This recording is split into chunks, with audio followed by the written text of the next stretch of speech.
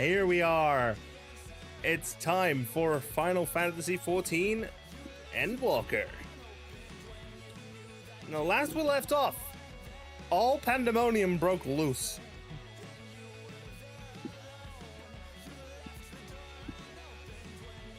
All hells broke loose in Favner. Now, we're at Palaka's stand. Alize is checking up on someone. Alphino is up there somewhere over the distance as well. I'm gonna move my little scenario guide around as well. And save. Seems mixed. Come on!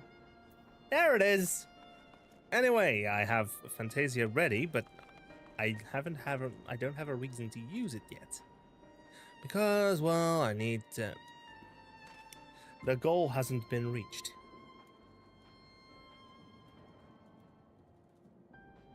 If you go to mecha12.live/charity, you'll see the goal is still at 1.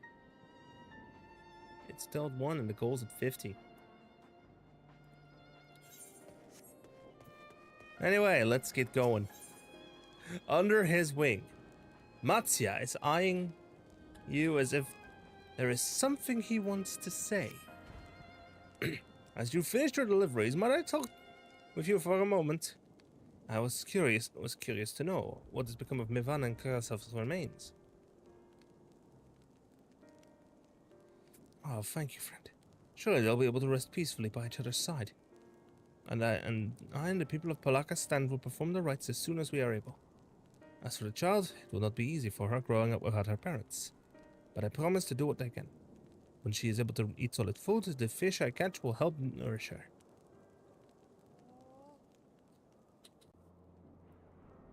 Hi, it's time. Oh, well, we finished delivering the chai. I do believe everyone has a piping hot cup. I could almost believe there's a magic at work. How their tension fades with every sip. Let us pray that Palaka's stand has seen the last of those transformations. At least for now. They are still at risk, as every village in Favner like as not. Still, I trust we can leave this place in the care of our friends from the Radiant and the High Crucible. Shall we return to Rod's at Heart? By all means, do not let us keep you any further. There are so many who have need of your wisdom and strength to deliver them from this terrible calamity. And I will do what I can as well. I will bring rations and supplies from Akili. We have plenty to spare.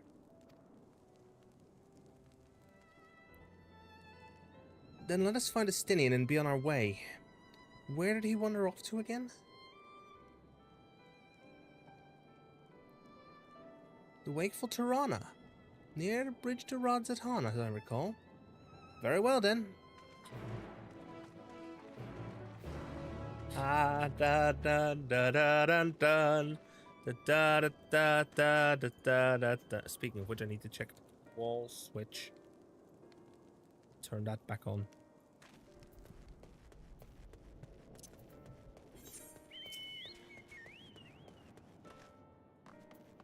Go catch a chocobo.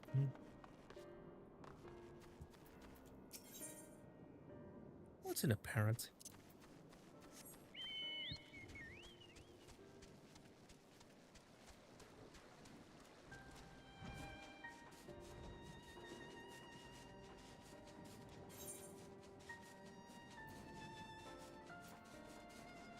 Oh, the Wakeful Tirana is right at the gate. There we have him. There's our boy Estinian.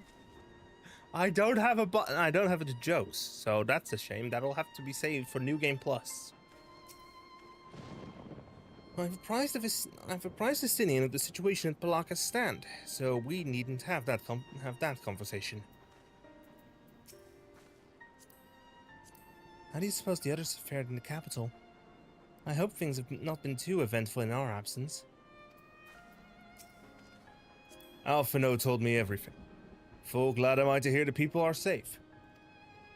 Likewise, you will be pleased to know I found no evidence of lingering beasts in the jungle and ruins. It would seem you finished off the last of them. Trying times yet lie ahead for the people of Favner. Fortunately, they have a wise and benevolent satrap to shepherd them, though. Speaking of which, I received word from Vrtra not a short while ago.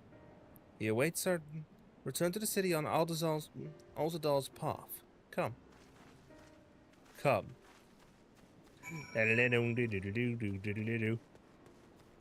Into Rodzadon!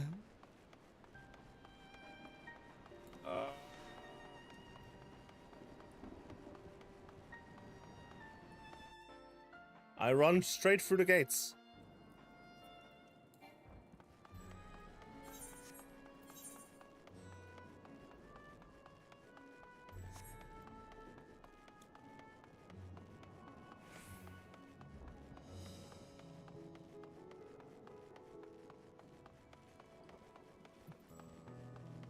Vrtra? It will be a struggle for the people to come to terms with these tragedies, but they are far stronger than you may think. The poor woman who became a beast said her grandson had gone to Palakistan. I hope he survived. There is a lingering sense of desolation here, but that is much preferable to the panic and chaos we saw before. It's good to see you safe. Given the skies, it is all too easy to fear the worst. I'm pleased to report that we've succeeded in quelling the threat here in the city. The beasts have all been felled and the citizens are safe, for now. I've also heard from the Radiant that an important proclamation will be made in the city square, though they said no more than that. Might you have any idea what this is about?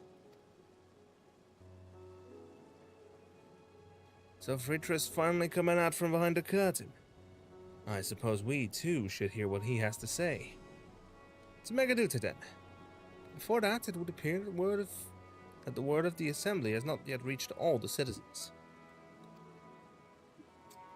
If anyone along the way seems unaware, we'd best enlighten them.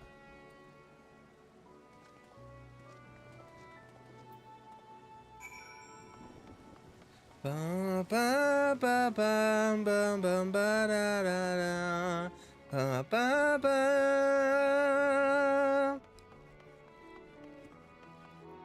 Ba.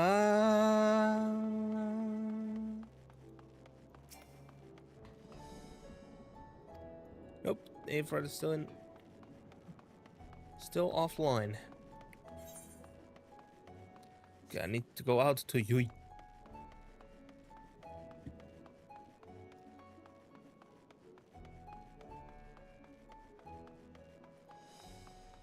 Hi, Huron boy. Are the beasts all gone? I've been hiding and I'm too scared to go out and look. They're all gone as far as we are aware. Oh, that's a relief. I thought one of those beasts was going to eat me. I wonder where Varshan is. He's the slowest runner. I hope he got away. He could be with the other people from the palace. Maybe I'll see him in the square. Oh, he doesn't know. Bless his little heart! Bless his little heart that he is not aware that he is friends with the satrap himself. Leave me be, please, I swear to you. My flesh tastes absolutely terrible. Oh gods, what are you doing, scaring me like that? If we're not quiet, those beasts will find us. They're all dead, as far as we know. The square, you say? But what's the satrap? That's where the satrap was killed. My very eyes I saw him crushed in that creature's maw. So many lives lost. Such terrible carnage. And you say there is someone else who would lead Rodzadon in his stead?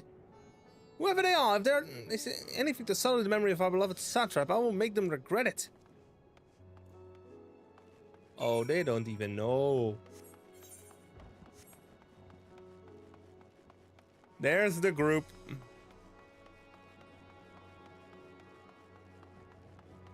Okay, there's dialogue from these guys. What is there? No dialogue bubbles here? Nope. Nope, just this. Vrtra? Finished rounding up the stragglers. The proclamation will begin shortly. Let's wait here, lest we miss something important. Welcome back, Kinesi. Alphino told me everything. I was pleased to hear that Vrtra's chosen to reveal himself at last. The people of Vrtra need a strong and wise satrap more than ever. Alize. People are slowly making their way here, but many are still gripped by fear and doubt. Hopefully Vrtra's message of hope will resonate strongly enough with the ones willing to listen and spread to every corner of Favnir. I hear you were able to bring the situation at Palika's stand under control. Every life lost is a tragedy, but you should take pride in doing what you could. When I assumed command during the earlier panic, I did so instinctively and out of necessity. It was not my place to give orders, but I am glad that people heeded them. But now they have a need of a true leader, a magnanimous and just satrap who can guide them every step of the way. Fortunately, they are blessed with one such soul. If anyone can protect and guide them through this calamity, it is he. It would seem the people still have lingering doubts, and I cannot blame them. Yet we know what strength is afforded us with one of the first brood on our side. I have faith the citizenry will come to understand and accept him in time. Worm and man working towards a common goal. Nothing more from the Azure Dragoon himself.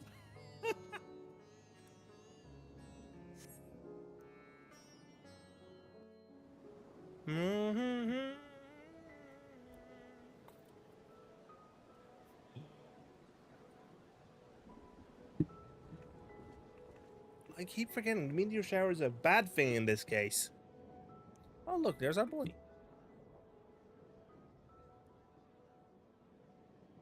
Look, someone's coming. It's Varshan!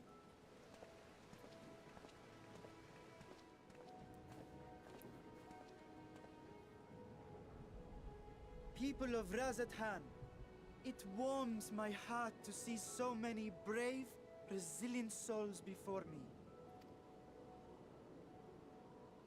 Today, I would share with you a great revelation. But before I do, I must make a humble request.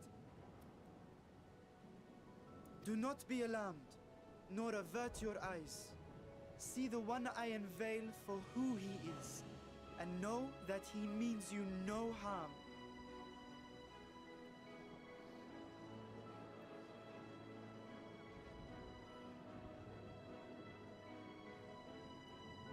Very well. I dare say it can't be worse than the horrors we've already seen. Well, we've already seen. Many thanks. Many thanks.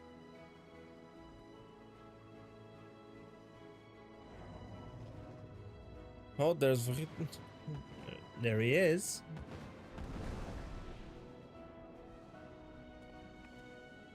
A dragon!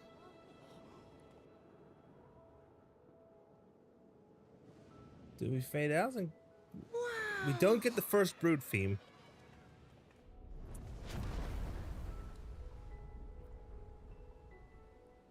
People of Vrtra, I am Vrtra, and for years uncounted hath this isle served as mine abode. There he is. 'Tis as the satrap's ally I am known. Today, I would reveal the truth unto you.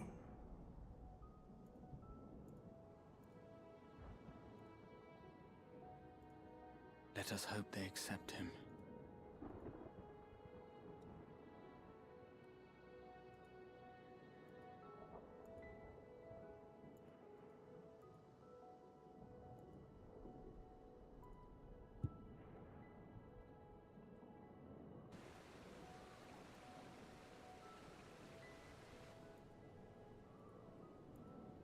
If I am hearing this right, you were the satrap all along? Yes. Vashan! I mean, Master Vrtra, the Does your divine eye really see all? Nay, child. While mine eye hath borne witness to the whole of our nation's history, to its future I am blind as thee. Countrymen, calamity the likes of which we have never known is come to Thavnir, our home. Friends and loved ones have been taken from us. I, too, have lost my closest confidant.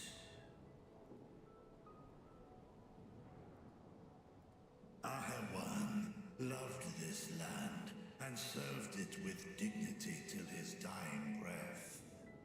A nobler satrap there will never be. For so long, I lacked the courage to face you.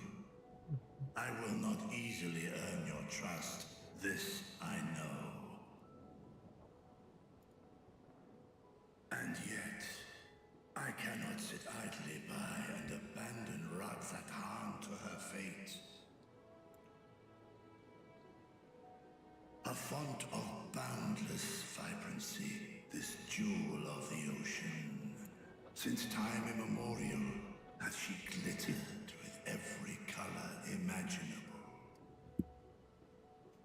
To this dragon, slumbering in his dark lair, 'twas a mesmerizing sight, and one that brought no end of joy to my heart.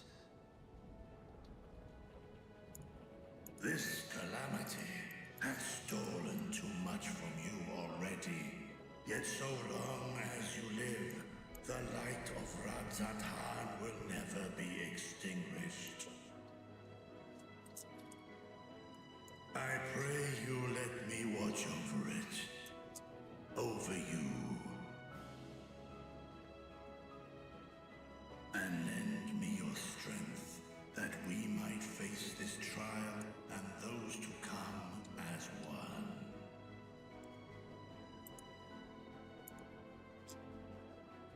I do not know you, dragon, but I thank you for speaking the truth to us.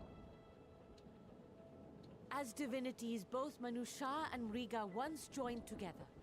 So too do I believe that hand in hand, we can overcome this ordeal and welcome an era of peace.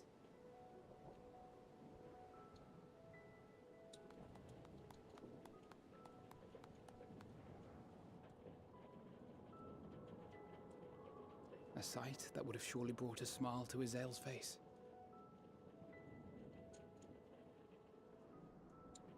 Indeed.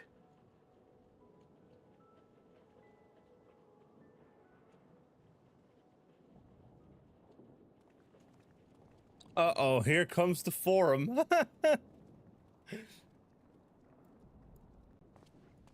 Oh no, here comes forum. Excuse me, but I must speak with the satrap at once. What do you want?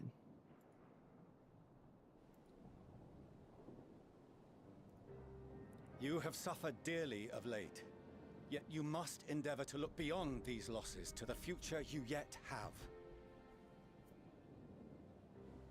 On behalf of the Forum of Sharlayan, I come with a proposal by which you, the people of Vrtra, might be saved. I say again, I must speak with your satrap. I beseech you, take me to him with all possible haste. For sure. I am satrap here. Speak thy proposal. All present shall hear and judge.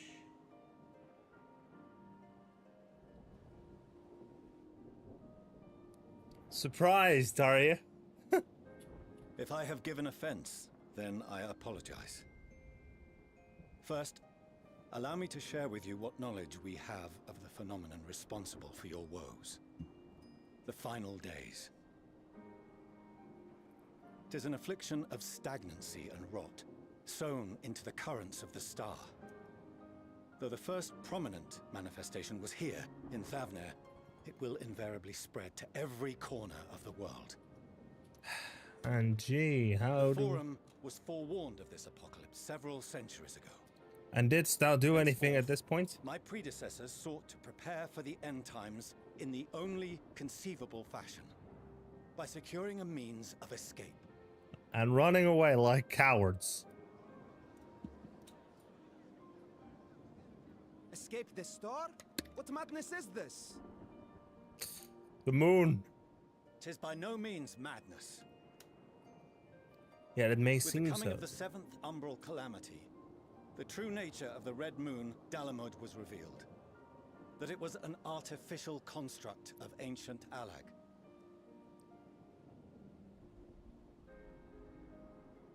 But what of the Silver Moon? This celestial satellite is yet another technological marvel fashioned and maintained by ancient allies. A ship that will sail the heavens and deliver our people from destruction. And by our people, I speak not only of Sharlayan. We mean to save every man, woman, and child it is within our power to save. Including you, our dear friends of Vrtra. Recent events necessitate adjustments be made, and quickly, but we can and will escort you safely to the moon.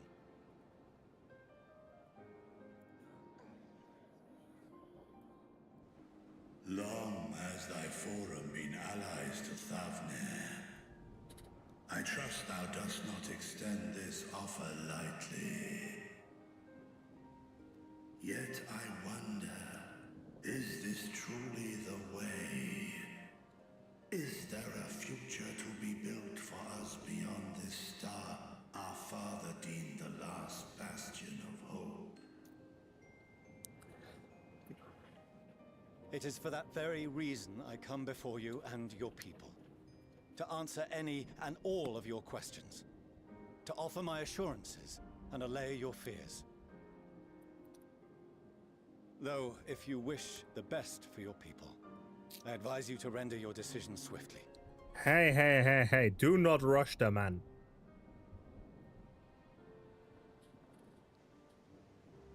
Show our friends to Megaduta. They are to be received as honored guests.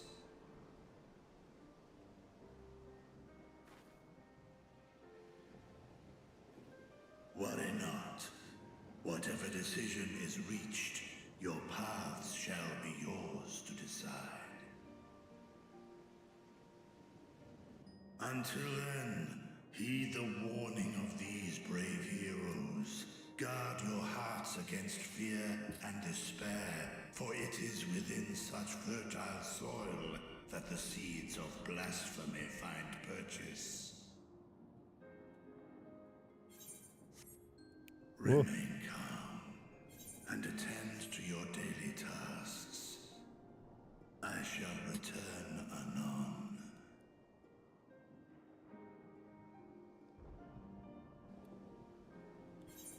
It's the skip Do some as you period. say, Master Vrtra. We believe in you. Oh, the boy.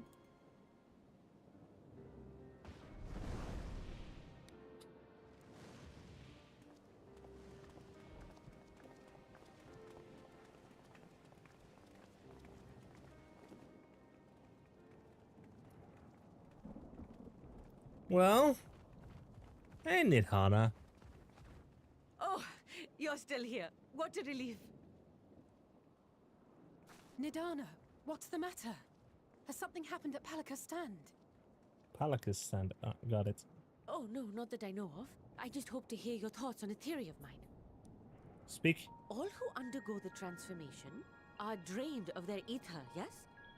What is it then that gives these beasts the The strength to carry on as they do? Logically, they must be drawing upon an alternate form of vital energy. That put me in mind of our earlier conversation, when I tried to explain the essence which many getting confuse confused with ether. Dynamis. Akasha. Yes, I remember. Akasha. The unseen gift bestowed from on high. an energy influenced But solely by emotion. yeah, love, pride, Yes. hate, fear. Yes. In this instance, negative ones set Akasha into motion, thereby infusing the beasts with vitality. I posit this as the mechanism by which the beasts are born and sustained. Yes. Ah, do you still have that flower? Yeah, I think I do. Uh-oh. Uh-oh. If That we ain't accept good. that it once shone bright by drawing upon Akasha, influenced by the thoughts of those nearby, then fear, terror, despair, negative emotions so powerful as to suffocate it, permeated the air in this place. Oh no, I've lost my Elpis flower. You must be very careful. The forces which drive the final days may be beyond our ability to perceive.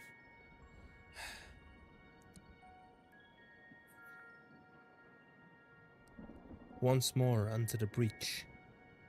Sorry, I didn't mean to scare you like that. At any rate, I will continue my research into Akasha. Do temper your expectations, however. There are sadly few detailed studies upon which I may draw. Well, Formulating a new theory as you have is itself no small feat. I wish you well in your endeavors, and pray you take care. and that in an environment of extreme pessimism. It is You commendable. stay safe as well, yes? Till next we meet. And we will meet again. We will.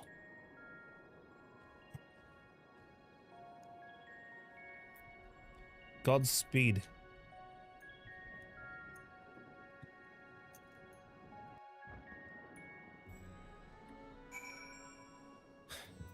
Estinian. The normal circumstances, Forrest's proposal would be regarded as sheer madness. But when the sky burns, even madness can sound appealing. Doubtless Vrtra is loath to abandon his home, and yet, absent of other options, he cannot dismiss the option out of hand. Their solution sits ill with me. But if life has taught me anything, it's that there is little to be gained from arguing with Sharlians. We must take it upon ourselves to find a better way. I've been entrusted with a message meant for you and your companions. When you are done speaking amongst yourselves, I would share it with you.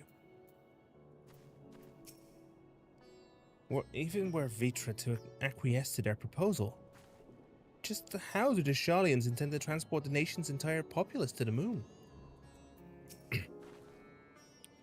We have no better, safer course of action to offer them than fleeing to the moon. I know this, and yet, Vrtra and his people love their home. There must be something we can do. Raha? That soldier of the Radiant there. If I'm not mistaken, he accompanied I want to Vanaspati. Could it be that he knew Vrtra's identity all along? As far as we have come, and all the horrors we have seen, there is still so much we do not know about the final days. Could it be as Nidhana said, that the cause of this phenomenon is beyond our comprehension? And if so, are we powerless to forestall it?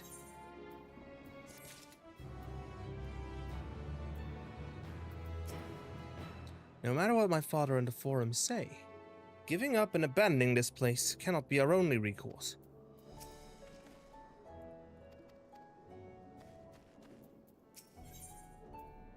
The Radiant Host Soldier has a message for the Scions of the Seventh Dawn. Greetings, honored Scions of the Seventh Dawn.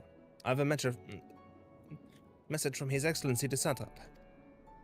Brave Scions, you have my gratitude for aiding my people in this most trying of times. Alas, matters here at Megaduta prevent me from meeting you all in person. As a token of my appreciation, I have arranged for a feast to be held in your honor. May it nourish you in preparation for the trials ahead. Such are the words of Master Vrtra. The feast he speaks of awaits you at Merid's Mayan. Pray make your way there whenever your business here is done. Thank you for your kindness indeed. I was hoping we might find a place to discuss our next course of action, and that seems an ideal venue. And to you, Knezilachas, there's someone we had hoped to introduce to you. In particular. Why I'm loath to detain you further, might you spare a moment of your time? A personal invitation. Knowing full well your services are in the highest demand right now? And this must be important. Worry not, we'll save some food for you, so take all the time you need.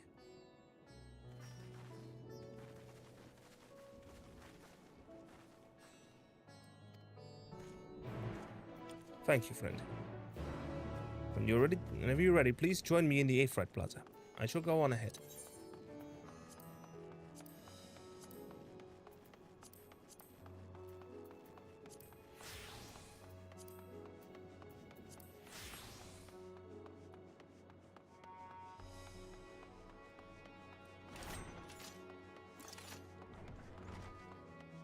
Down to the Vrtra Plaza we go. Does this enable a teleport? Oh, the same guy. Access to the Vrtra you see there has been restricted to a select few ever since the tower first appeared. We sincerely apologize for the inconvenience, but it was deemed too dangerous to permit the free movement of visitors at a time of emergency. A risk we could not make. In light of recent developments, however, the satrap has decided that such restrictions would only hinder our efforts to combat the final days. As such, I would encourage you to attune to the Vrtra before proceeding along the corridor.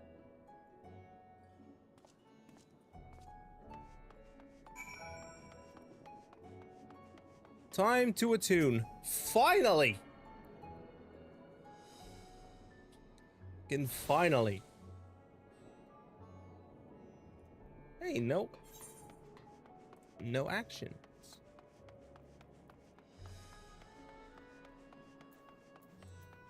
Oh, wait. This corridor. Did I already attune to this one? Yes, I did, I think.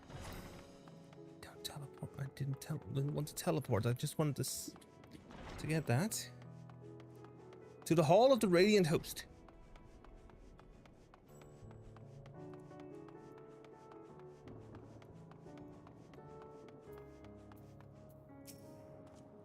Ah, you must be wondering what this place is.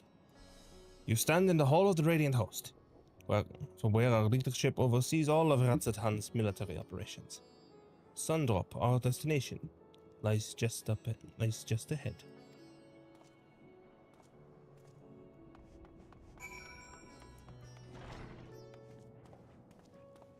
An Ishgardian delegate?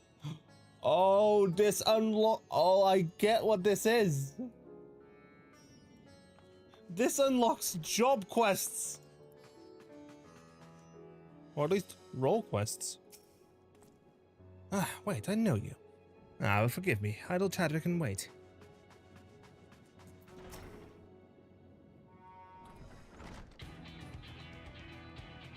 Welcome to Sundrop. Without further ado, allow me to introduce you to. Aha! So you're the famous Knezilachas, eh? I knew it the moment you stepped through the door. You have the look of one who's walked through hell. Shirabot, please. Are you speaking to the satraps honored guest and a savior of our people? Can you not show a modicum of respect? What this respect is paying a fellow warrior a compliment. We're all friends here, or will be soon enough. More formally then, for the benefit of my countrymen, it is a pleasure to have you with us, O great champion of Eorzea, scion of the Seventh Dawn, warrior of light and all-round good egg, I am sure.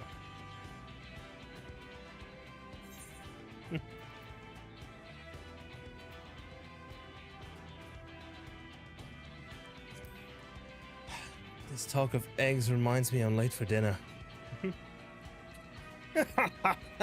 A man after my own heart, I like that.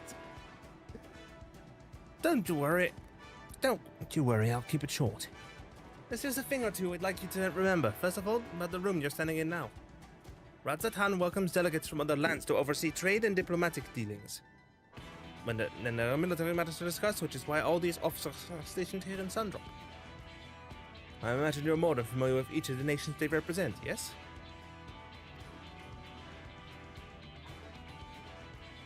We got representatives from Doma. Yokos. Udan al amigo.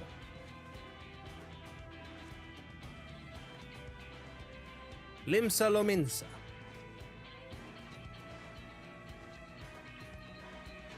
Britannia. And last but not least, and never let it be said. And last but never let it be said least, Ishgard. They're the eyes, ears, and mouths that bridge the distance between Radzat-Han and their respective homelands. We've used a brief respite to share the details of our plight with our overseas counterparts. And wouldn't you know it, all their leaders requested a few words from you specifically. You're a man in high demand, eh? And so, would you mind regaling us with your own account? Indulge us before you indulge yourself.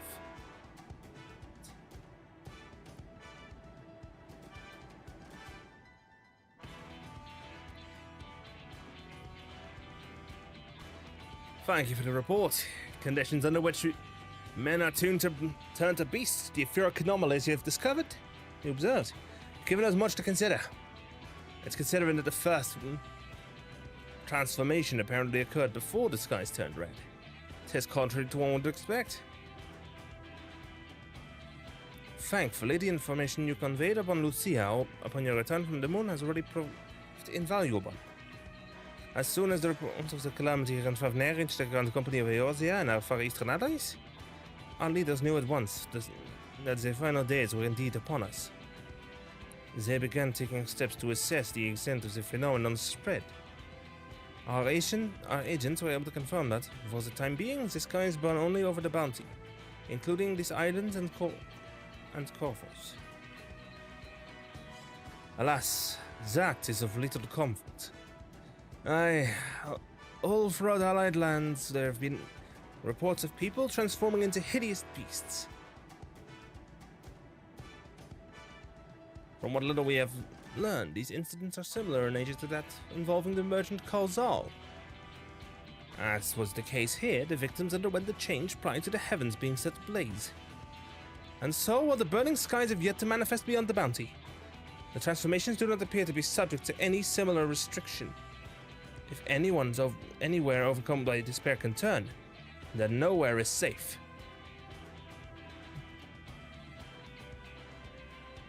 That's about the size of it. Speaking of which, we ought to give these creatures a name, don't you think? Here in Radzat-Han, we've taken to calling the first to change, which tend to be the biggest. Blasphemies. As fitting a name as any. To ensure clarity in future communications, we shall urge our comrades to adopt this terminology. Our leaders have taken measures to deal with the threat to the best of our abilities.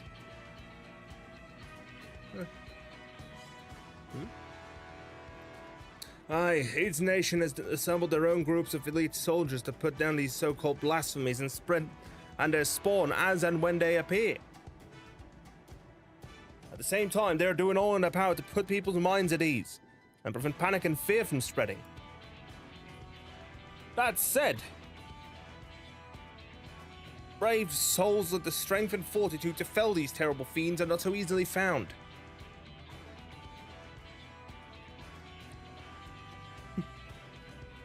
Just so, and it is for that reason that we turn to you.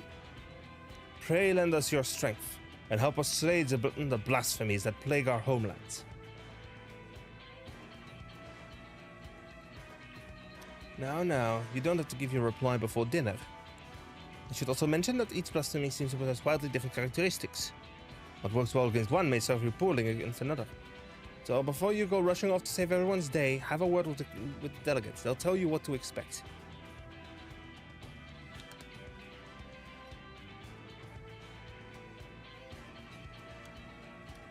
And with that, I do believe our friend here has a feast to attend.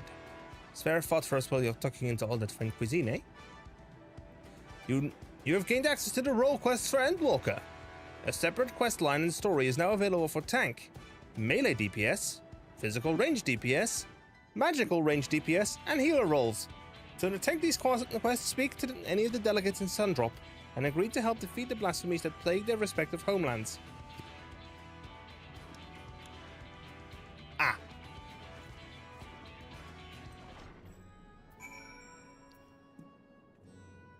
Of course, I need to work with the Lominson. Pray forgive her about her rudeness. She can be a bit boisterous at times. But it is simply her nature. Anyway, my apologies for keeping you from your hard-earned rest. You will be rejoining your companions, yes? Do you know the way to the Mayan?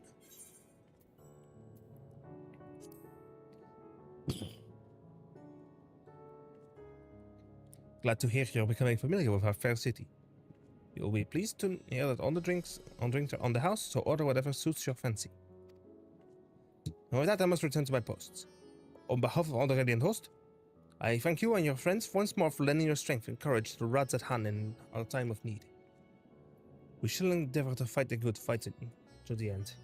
That we might honor Archewan's legacy and serve Master Vrtra well. You have my word that your efforts will not be in vain.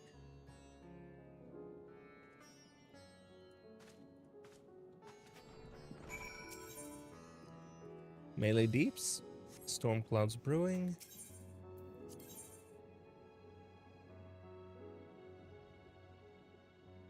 Tank is Gridania.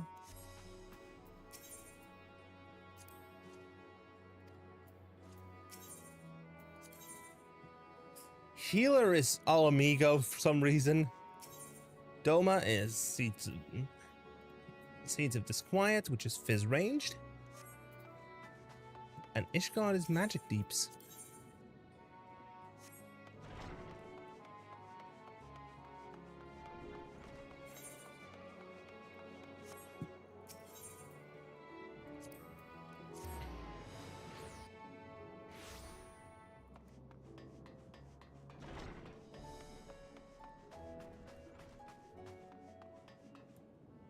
Let's check optional dialogue from our allies. Alphino, forgive me for not waiting to make a toast. My throat was utterly parched.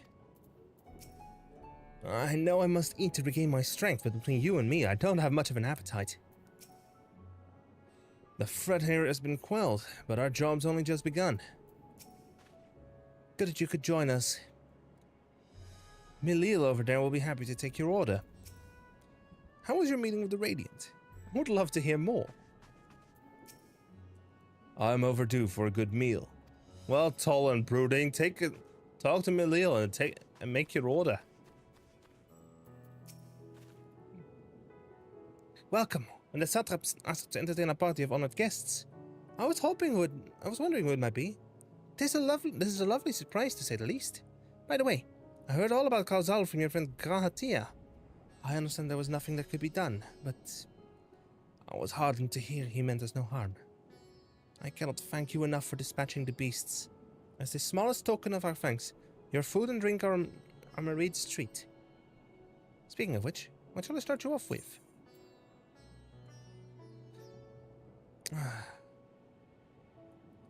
Water. Just water. As you wish, pray join your friends and I will bring you your drink. Just the most basic ass drink. Welcome back. Whatever the Radiant want with you, pray tell?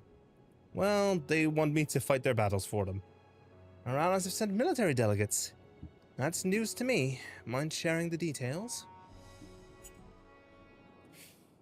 They want me to fight their battles for them again. So blasphemies now plague all the realm. Aye. It will only get worse if what Father said is true, as it did in Amarot. If that's our model, then shouldn't we expect the effects to grow more severe as it feeds off its own spread? Aye. As if people transforming into those monstrosities wasn't bad enough. If the flora and fauna, if the land itself turned against us. Hmm. No one would survive.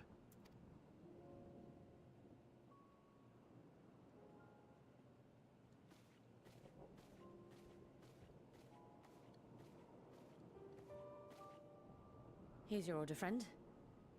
A tall glass of water.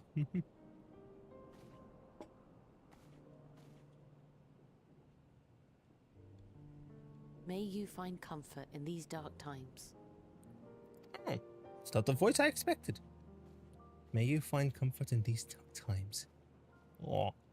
Where do we go from here? Good question. If there's one thing we've learned, fighting blindly and simply reacting to what comes will accomplish nothing. We must find a solution that addresses the fundamental cause. Before our strength is exhausted, before this crisis spirals out of control. Is there something? Anything we've overlooked? If there is an answer, Hydaelyn herself will have it. 'Twas she who bound Zodiac and forestalled the final days. Alas, we have heard naught from her since the Tower of Babel. Whether she cannot or will not speak, I can only speculate. Even the flower she gave us is no more.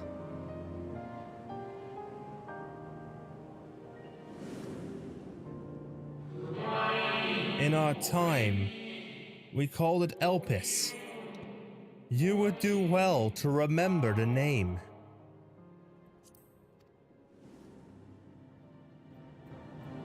Elpis. That's what the flower was called. So advised the Watcher. But what could be the significance of that name? It is entirely unfamiliar to me. To me as well. It meant something to the ancients, though. In our time.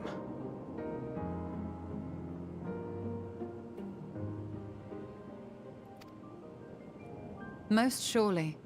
Yet I do not recall a single mention of it in the records of Anida. Another dead end. And quite literally. It's not as if there are any ancients living we could go and ask. Not alive as such, but not quite dead. You're thinking what I'm thinking, Graha?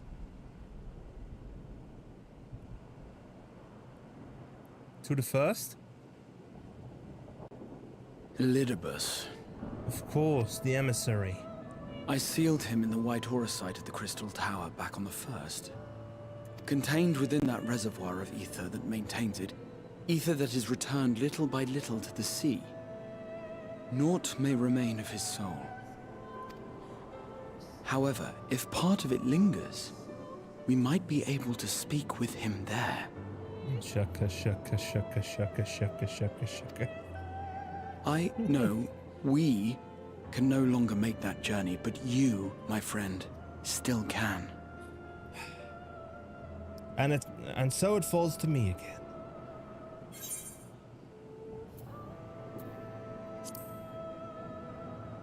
It would be an opportunity to look in on the others as well. Thank you, my friend. That would mean much to me. See how Reed, Lena, and the others are doing. If nothing else, should we learn the first is safe, we'll have that much more reason to keep fighting the good fight. That said, the odds are not in our favor, to say the least. Which is why we're fortunate to have Urianger up there on the moon, working hard to make all the necessary preparations for our departure, should it come to it. And why we have nothing to lose by staying the course till the last instant. Indeed. To the last, let us all do what we can. I will consult with Master Matoya and see if she knows of a way to reach Hydaelyn from the Ethereal Sea. And I will visit the nation's leaders and attempt to ascertain how far the final days have progressed elsewhere. Keep me abreast of your findings. I can seek out and slay the worst of the immediate threats, if only to slow the spread. Unease, terror, despair. Try as we might to suppress them, these emotions will return to harry us time and time again. But when they do, remember this.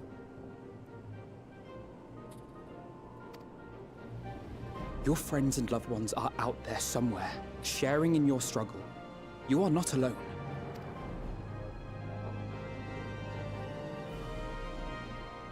So ends the brief respite before the next revelation. Yes, so much left for you to see. Where beginning ends, and end begins.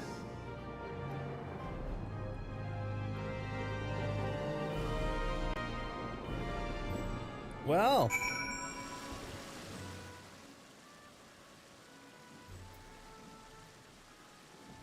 Let me just raise the BGM volume again. That's where I had it before. Because there's dialogue. Alize. What? I suppose I do feel better on a full stomach after all. Burning skies, blasphemies.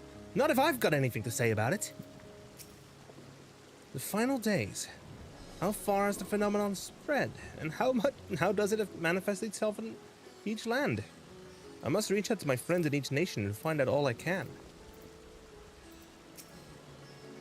Beasts and blasphemies may be running amok in nearby lands outside the influence of Vrtra and the Alliance. If so, I may need to go hunting. Nothing like a feast to lift the spirits. I trust you enjoyed yourself as well. Order? Well enough. In that case, it's time we attended to our tasks. And when you arrive on the 1st, give my regards to Reen. Tell her I miss her. If the Forum truly has been spurred to action by Heideland's prophecies, oh higher. And it's not odd that the Anti-Tower was entrusted to Master Matoya, who bears them no love. I doubt she has a reason for this, and I would know what it is.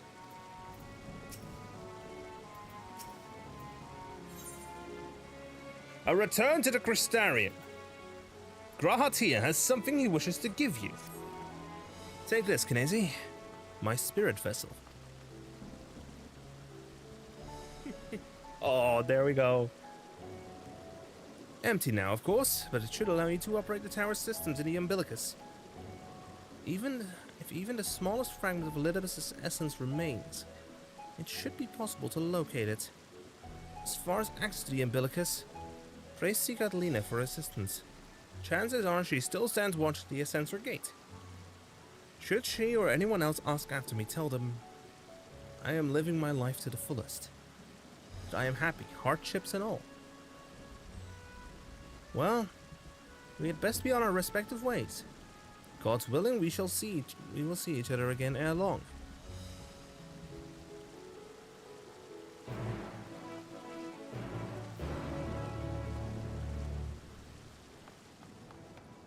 To the Crystarium we go.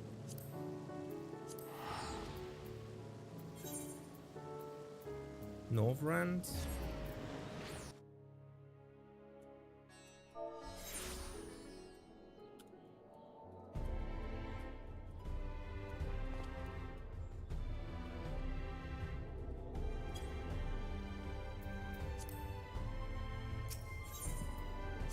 Infernet Tessellation.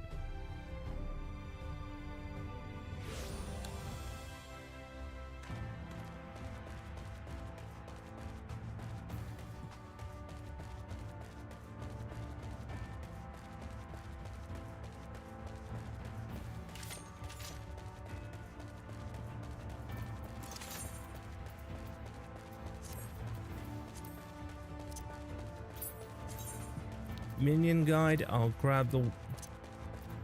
Yeah, I have a wind-up Brickman, but I don't want it. Don't want to activate that one right now. Where is my wind-up Mistle? There is our boy.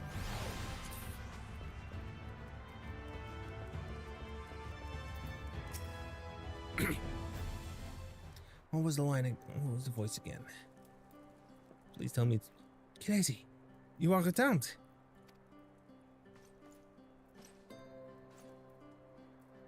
At ease. Have you been well? You and the others?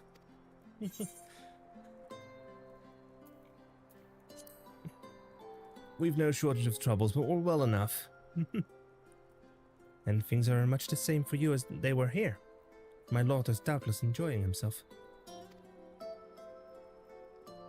Oh, he's living his best life. He said this to you.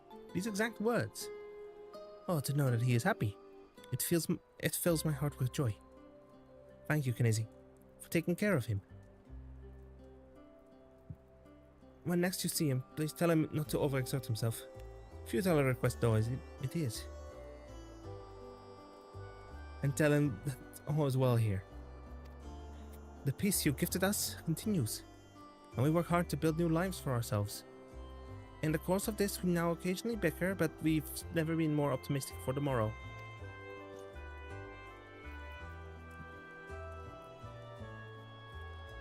If I had to mention one dilemma, it would be the question of our governance.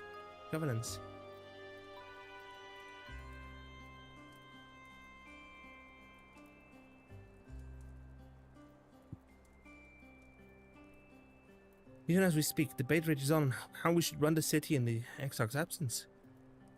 Most are of a mind that the Settlement Council should continue to oversee the general running of the Crystarium, while representatives are elected to determine policy and handle diplomacy.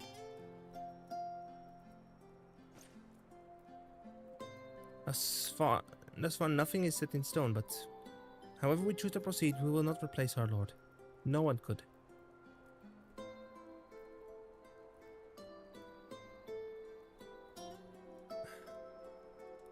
Have we recently observed any unusual phenomena? No, I cannot say there have been. Curious that you should ask me this question, though. Some days ago, Reen came and asked the very same. She was rather unsettled, in stark contrast to how cheerful she has been of late. Uh-oh. She knows! Reen has been dedicating herself to the restoration of the empty, you see. Though it will take many long years, the goal seems to have given her a newfound sense of purpose and fulfillment. So, when I saw her in such a state of worry, I couldn't help but feel worried in turn.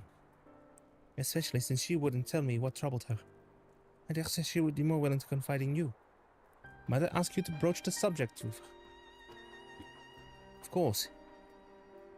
I have this feeling I already know what it is. You wish to enter the umbilicus? Very well.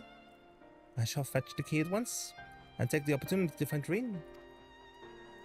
Please wait for me in the city, in front of the Cabinet of Curiosity, shall we say. I will be along as soon as I can.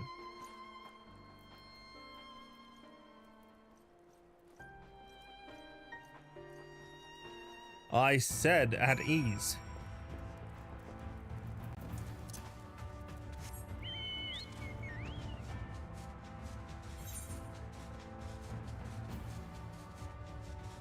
Job guard.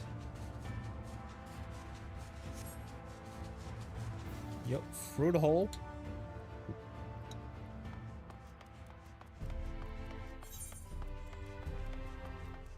By the time you hear this, there's the mist-drilling wanderer again.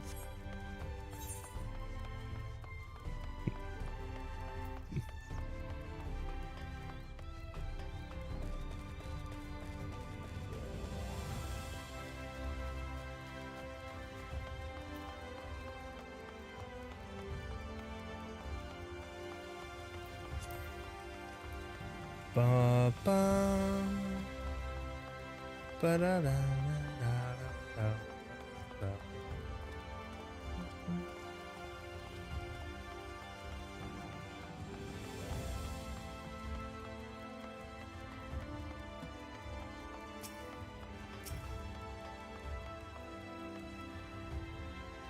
The following event cannot be skipped. You may wish to cancel any pending Duty Finder registrations.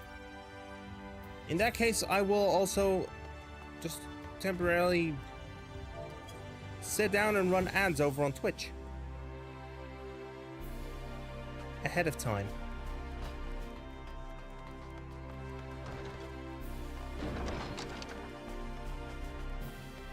One and a half minutes of ads.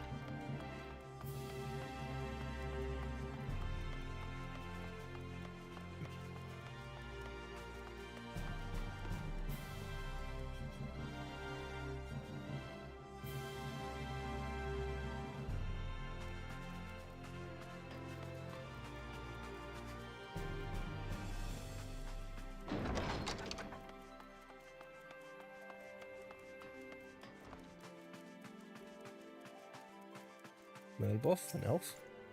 Your deeds and those of the exile will be recorded and passed down for generations. It is a true honor to play my own small role in seeing that it is so.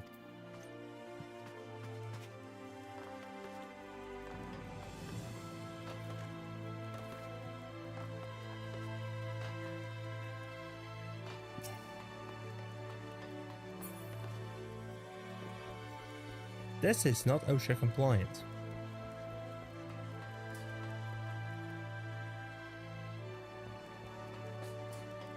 A Hume, a Gulgent.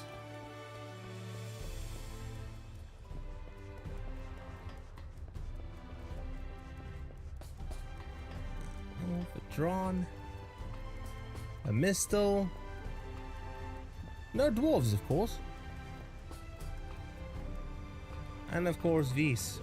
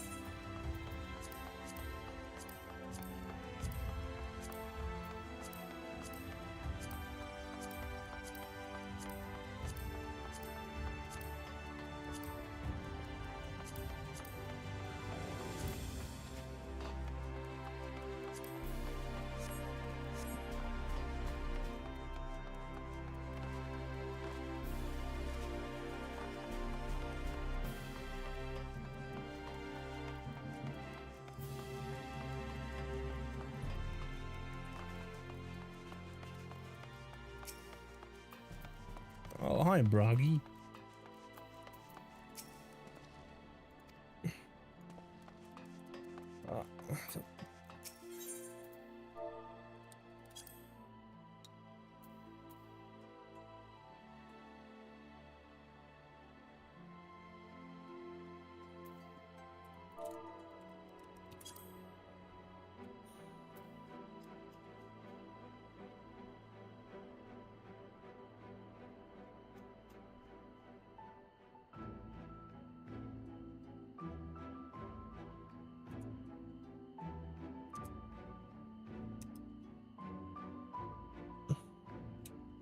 And I don't have what's...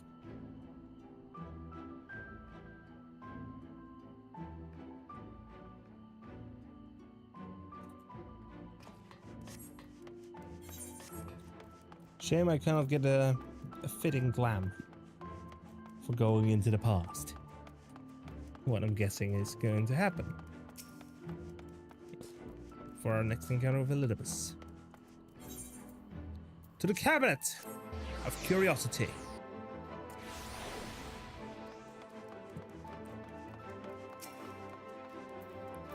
And I am going to hide my weapons. Let's wait for Lena.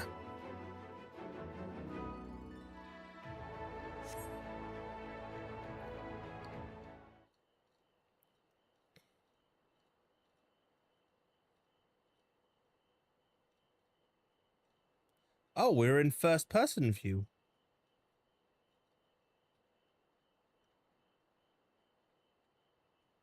Do my old eyes deceive? Is that truly Kinesi?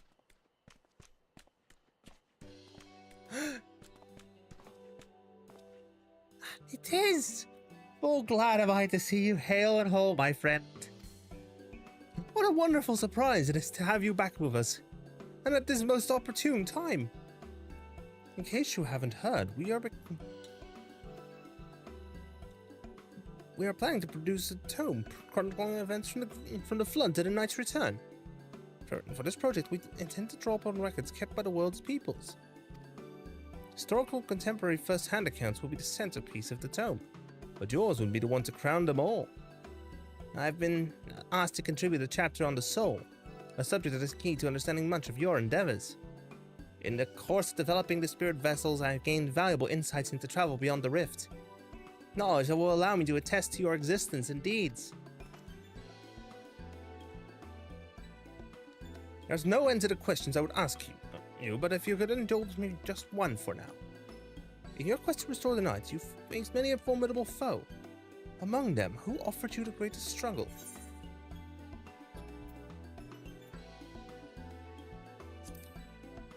Hades, who bore the...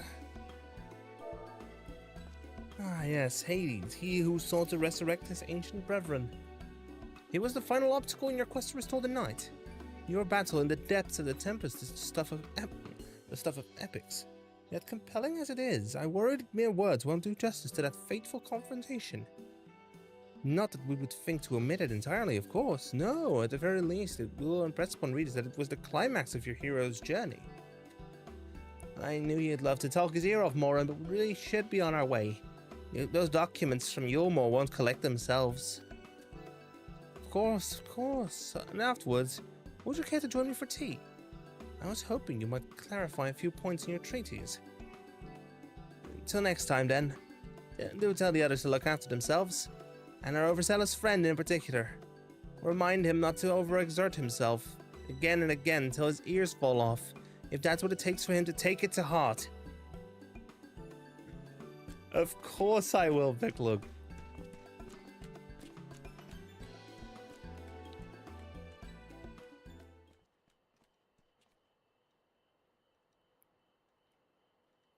Now we do another look around? Is that the Warrior of Darkness? It's those friggin'! Damn, it's really him! What are you doing here? If you're going to battle, can you give me some medicine? I can give you some medicine, I made it myself. Best not, Riki. You'd only give him a stomach ache. We've come to see Morin, to get his advice. One of the god finally agreed to teach us how to fight, but first we need to choose a fighting style. Oh, I know I want to be a mage. Our kill isn't sure. Magic isn't really my thing. So I was thinking of taking up the axe or the sword or maybe the bow. They all seem alright, but it's hard to decide. So I thought I'd ask Morin. He knows about lots of things. He isn't here. Aww. Why don't you have the Warrior of Darkness choose for you? What do you think suits Arco best? Axe, sword, or bow? For protecting your friends. The sword. The sword. If you took out the sword, you could be just like... Brandon, the Warrior of Light! I love that tale. Let's borrow the book today. It's really popular, though. I hope it's still there. Thanks for helping me decide, Warrior of Darkness. I'll start with that style and maybe try something else later on. When I get really strong, I hope to have a bout with you. I'm looking forward to fighting you.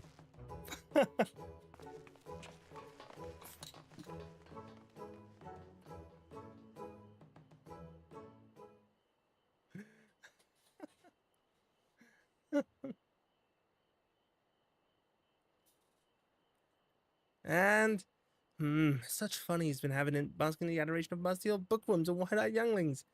What fault for me? Of course not. It's fail.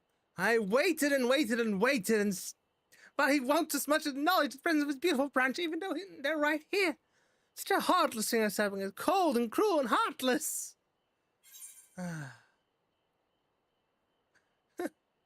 Oh, faithful Fail, loveliest of branches, how I have missed you. If you've truly missed me, you should have cried for me at the top of your lungs the instant you arrived. To make up for it, you will call me twice the passion next time. Though for there to be a next time, there are some few struggles to overcome. Oh, my adorable sapling, the world's on the verge of destruction, is it? Huh? How do I know this? Join as we are, spying you is as simple as sliding down the back of a rainbow. Would that I could aid you in your quests, but the fate of we Fae folk is bound to that of the star. Whether it goes, so too do we follow. Such is our way. The most I could do for you is spare you the pain, by giving you the sweetest of eternal dreams. But if escape is not to your liking, you must struggle with your fellow mortals. But here are the ones who you were waiting for. I wonder what manner of conclusion awaits at Tale's End. I should have gone ahead and... If only you could actually avoid getting her angry. Getting them angry. Ah, my apologies for the delay. Casey, it's so wonderful to see you again.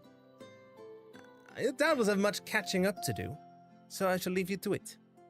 I've taken the liberty of unlocking the umbilicus, so you may enter at your leisure.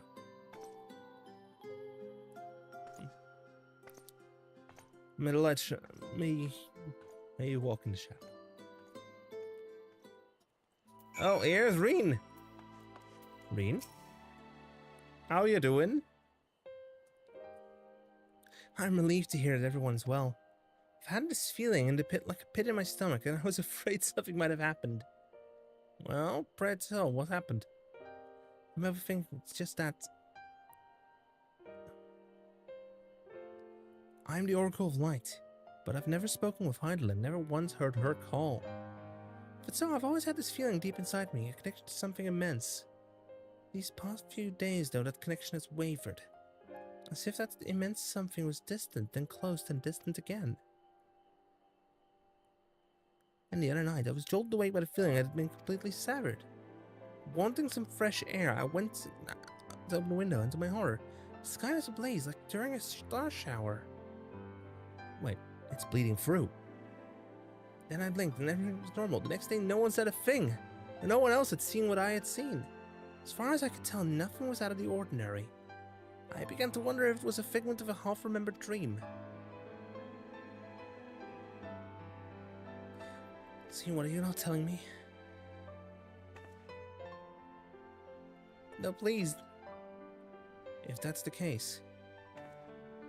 Alright. What you saw was a vision of the final days. You know, like what we saw in Amarot.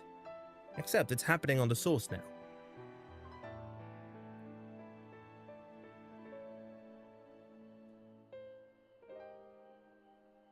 So it wasn't my imagination then. The doom we witnessed in Amarot has come again. I can't believe it. Like I told you before, all is well here in the first. So don't worry about us, please. Look only to the threat before you. We're fine right now, and even if we weren't, we learned how to survive. Should the final days reach us here as well, you may be assured we won't go quietly.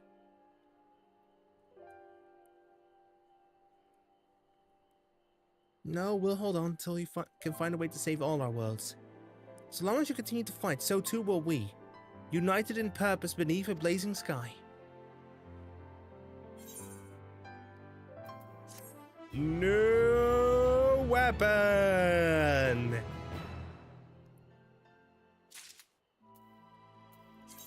Give me the blade. Yes.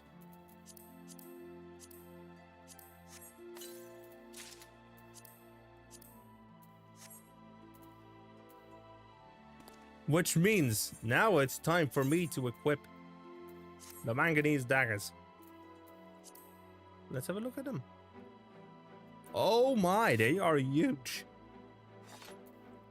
Welcome to Soul Calibur, I guess.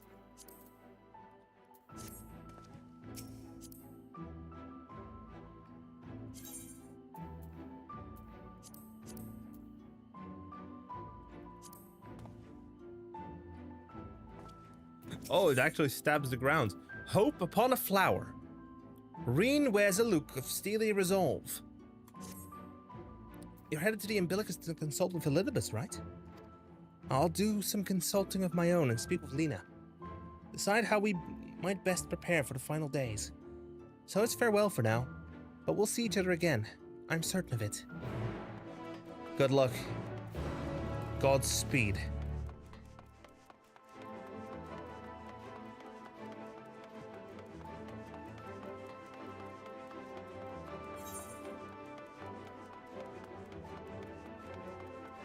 Smagarix.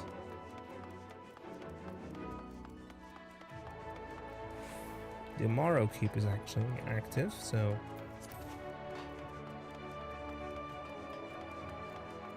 Let me check the Skywatcher.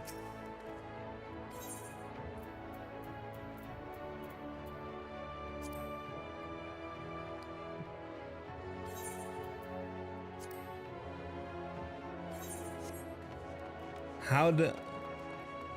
Look, I don't think... It would be interesting to...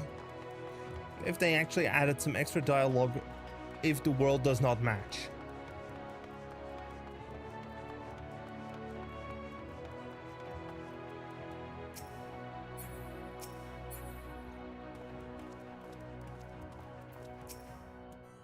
Ah, Master Kinesi, welcome back.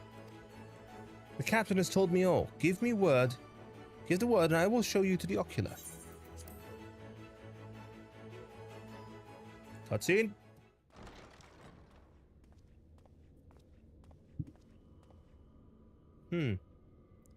It's quiet. Far too quiet, actually. Thinking back upon his days.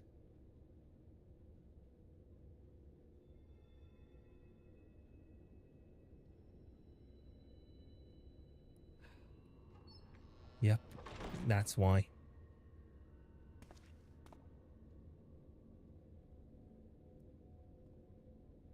Push open the umbilicus.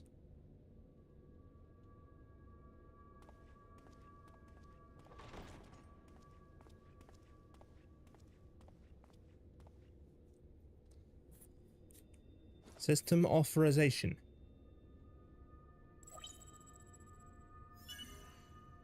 Biometric authentication complete. Please state your business. I'm here to speak with Elidibus. Acknowledged. Reinitializing Circus Tower systems. Searching for Elidibus entity.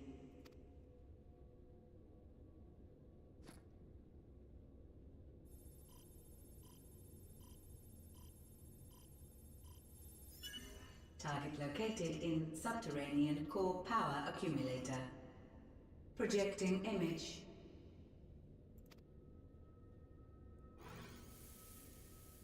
There you are. My home. My friends. No more than a dream. Is everything alright, Elidibus?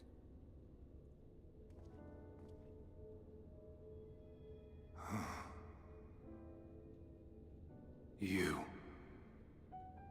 Why have you awakened me? I no longer sense those places beyond, or Lord Zodiac. You must explain all.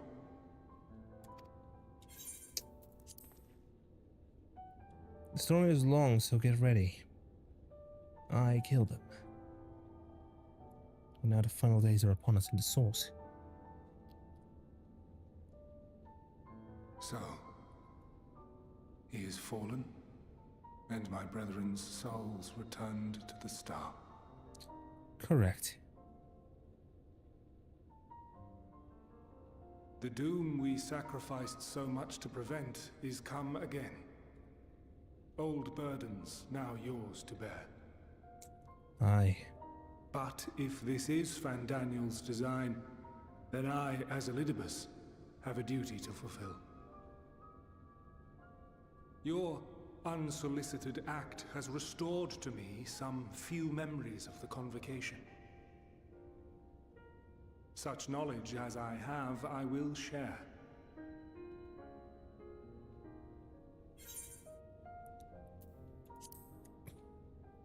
Thank you. I do this not for you.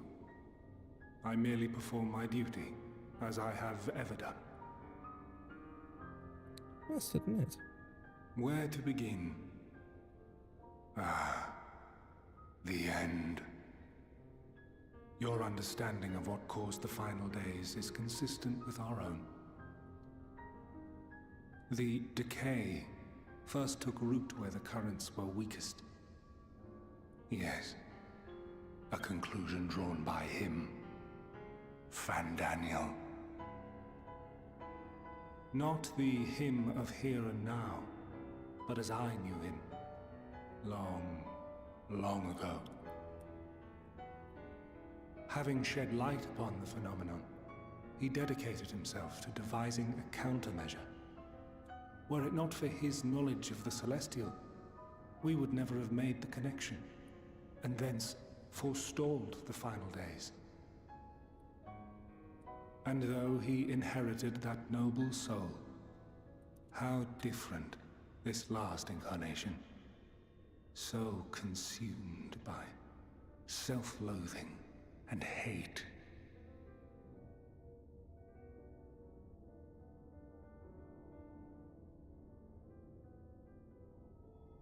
Elpis. Yes, the name is familiar to me. Yet I know it not as a flower, but a place. A testing facility for determining which of our creations were fit to be released into the world. Many worked there, and before joining the Convocation and assuming the title of Fandaniel, he was their chief. What was his name? He was Hermes. Oh. That is all I know. The crystals tell little of the lives the 14 led prior to their induction. Elpis itself would tell even less. Nary a ruin has survived. If that's the case... It's all right. Wait. I saw you there. In Elpis. What? How? No. I did not. But I did. I did. A lingering trace of impossibility. And a truth that fills my heart. What is it that... Is anything I said to you? My memories remain clouded, I fear. However, they have revealed to me one possible course. You must travel to Elpis, to the time when Hermes served as its chief. But how? In glimpsing the Exarch's memories, not only did I make his summoning magic mine own, I also mastered the workings of this tower, which, having absorbed my empowered essence, now harbors an abundance of energy. As such, I believe I can deliver you unto the past, unto that place and that precise moment. Given the eons that must be traversed, the gateway will not be fully formed. Your form will be less tangible still than those warriors of light I had summoned. In all likelihood, none will be able to see or hear you. Yet even should you manage to interact with others, you will be unable to effect meaningful change.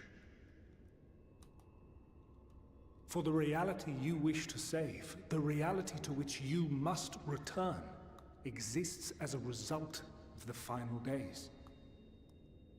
You cannot reshape the past to undo the tragedies of the present. Cannot unmake the sorrow and suffering fated to come. Yes, some stories actually said something about a butterfly effect. In full knowledge of this, will you still entrust your life to your foe and make the journey? We must.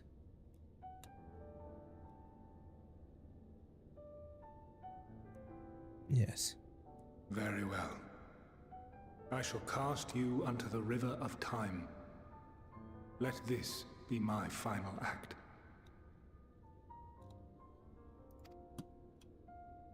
You must input the commands. I no longer have the authority. If that's so. First, you must reconfigure the systems, that the tower's ether may be channeled for the magic.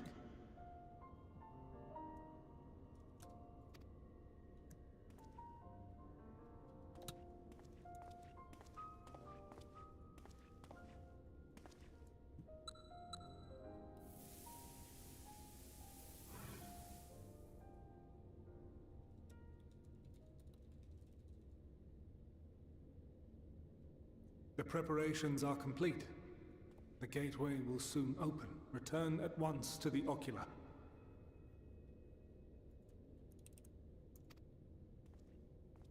All right, here we go. When I will land, I know not.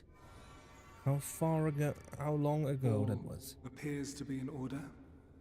The ether flows unimpeded. The magic should consume every last mote of my essence.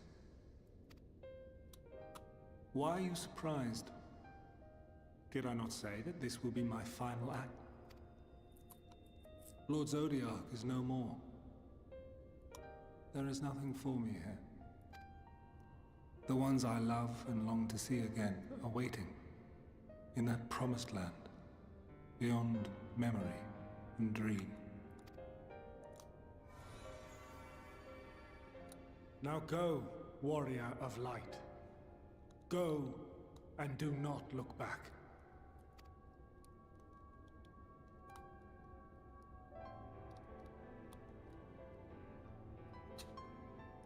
Goodbye, Elizabeth. Well, Heidelin, I take my leave of you. Yours is the mantle of the last of us. May you have the joy of it, the burden and the solitude. It falls to you now. You and your champion to save our star. I'm not skipping the cutscene.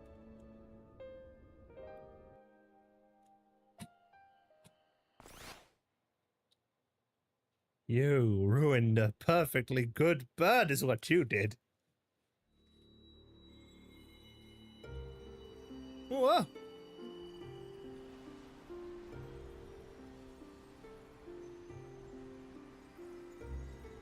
Hey, it's just like when I came to the arrived onto the first.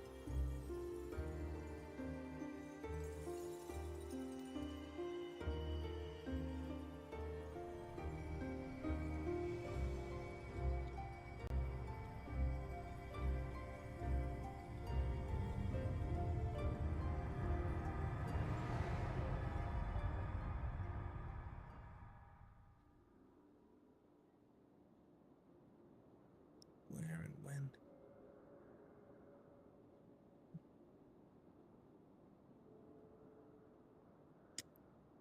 Ghostly.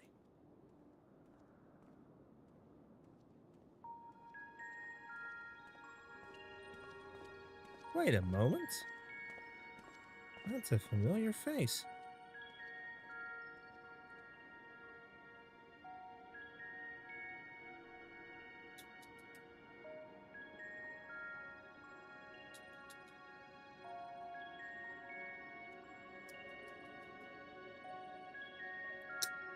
Sprint up to the Vrtra and tune to it, quick!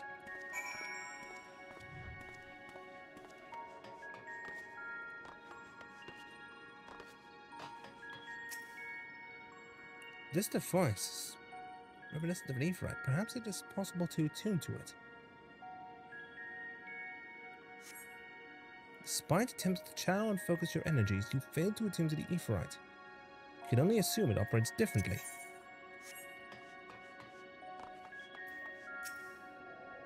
The man stands dutifully by the Vrtra-like device. A guide for this facility in all likelihood. You attempt to get the man's attention, but if he sees or hears you, he gives absolutely no indication. As Elizabeth warned, it appears your form is intangible.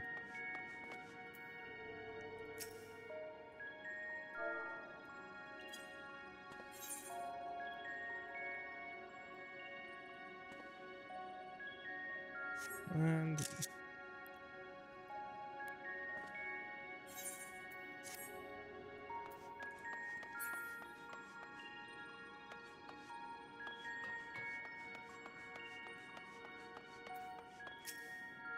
This is the right place, yes?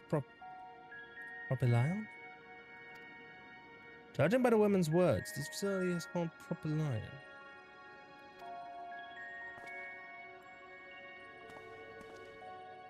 You attempt to gently prod the woman to attract her attention, but feel nothing. And it seems neither does she.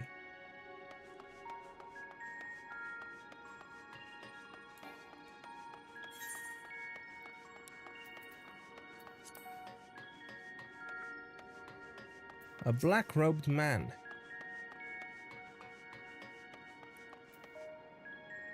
The remarkably large man wears a black robe and half a mask, much like the phantoms you encountered in Mare Lamentorum and the recreated Amarot.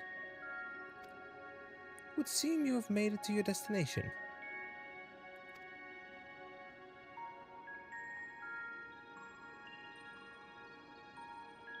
You gesticulate wildly and shout all manner of greetings and obscenities, but the man does not so much as glance in your general direction.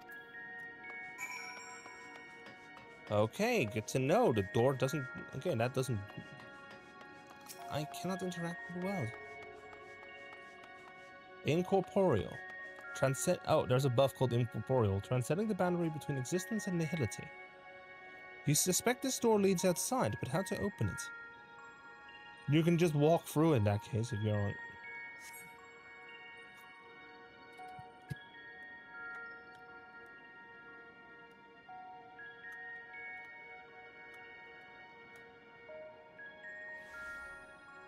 Oh, it's a teleport. And here we are, Elpis. That's a familiar voice. Well, well, how rare to receive you in person. No. To what do we owe the honor? Oh, just a few odd tasks. We'll be here a while.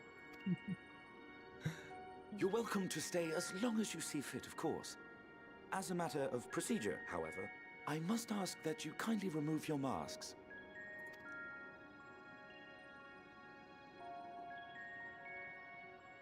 Come now. Is this truly necessary? Surely you can tell who we are. Huh?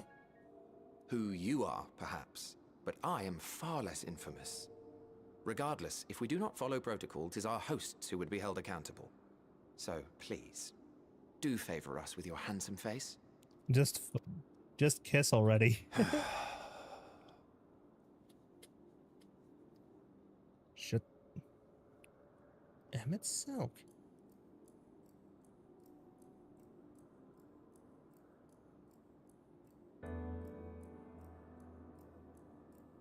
And that means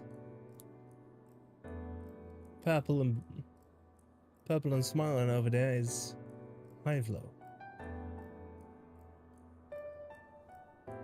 What? Did I notice? Satisfied?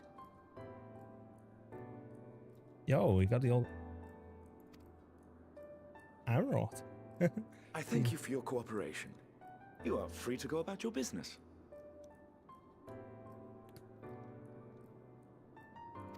There is like ticking of a clock in the background.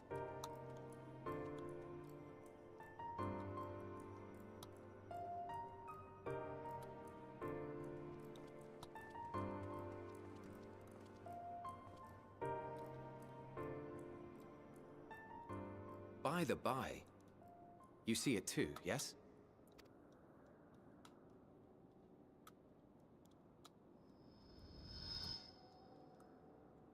I haven't the foggiest what you're talking about. Oh. He doesn't. That's odd.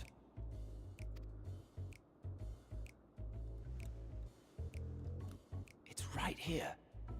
A bit thin in the ether, but there's no mistaking it. The color of its soul is almost identical to Azem's. Do you suppose he created it? Rather unusual for a familiar to have a soul, though. That's the case. Don't ask me. All I know is that it's trouble. Doubly so if it's his spitting image. So let's leave it be. Come now.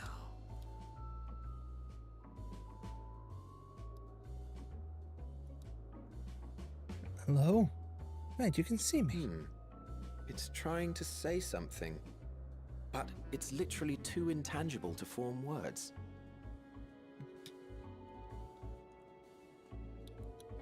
Why don't you give it some ether? Spare a snifter of your bounteous reserves.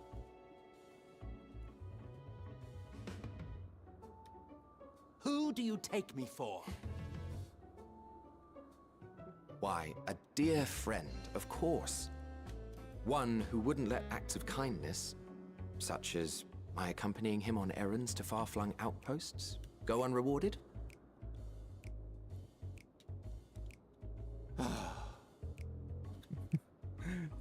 Emmett Sulk is exasperated.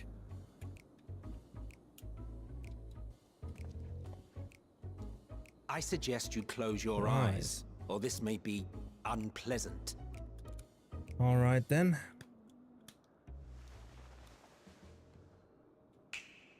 Huh. He snapped his fingers again. He did the thing.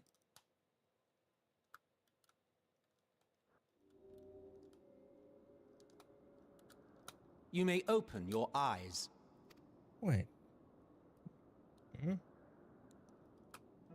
Wait. Huh?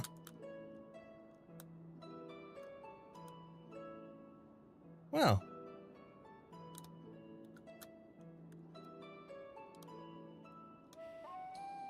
Oh, you even adjusted its size. The better to indulge your whim. This way, it will be easier to communicate. Means you don't need to kneel. How very thoughtful of you. And may I applaud your artful reinforcement. Without further ado then. Greetings. I am Hythlodaeus, Chief of the Bureau of the Architects. Sulking beside me is the most honorable Emmett Selk of the Convocation of 14. And how might we address you, my new friend? You can call me Kinesi. A fine name. And I'm pleased to see you understand our words. So, tell us, whence have you come? The thinness of your essence suggests you weren't created here.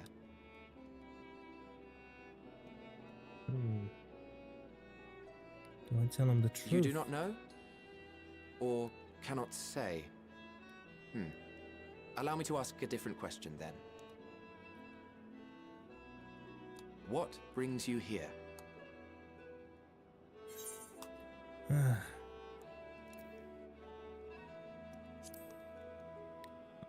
I want to learn about Elpis. Well now, the same as us. Perhaps Azim wished to come too, but had to settle for a familiar. Yeah, I'm traveling in his stead, you could say. If he truly wished to be here, then he would be. Right you are. My apologies if we've given offense. The two of us can discern the color of souls, you see, and yours happens to resemble that of a friend. And with your purpose matching our own besides, we jumped to a hasty conclusion. Hey, that's perfectly fine. We are here to speak with Hermes, the chief overseer of this facility, which we also intend to tour in order to gain greater insight into the man's work. We, I say, though this is Emmett Selk's charge. I am here only to serve as his guide. And I should be happy to serve as yours as well, by way of an apology for the misunderstanding. Wait, are you suggesting that we bring it along on official business? This thing we know next to nothing about?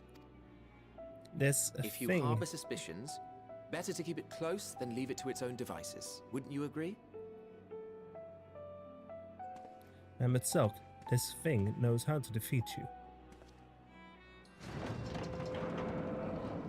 Besides, having a mysterious life form in tow is the norm rather than the exception here.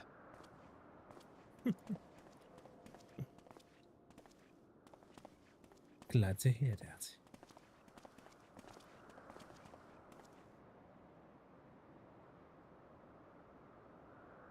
Welcome, my friends, to the testing ground of creation at Heaven's Edge. Elpis. The world unsundered. Elpis. It's beautiful. Oh, look, there's Vanan. And Argos. This presence. Oh, she knows. Axolotls.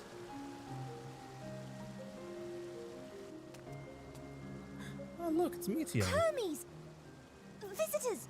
It's everyone's favorite bird. Visitors! I've seen artwork of this character.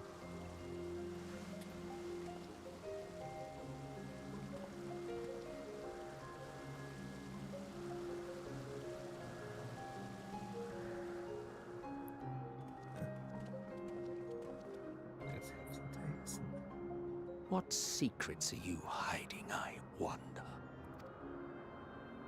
Spoilers. I have one word. Spoilers.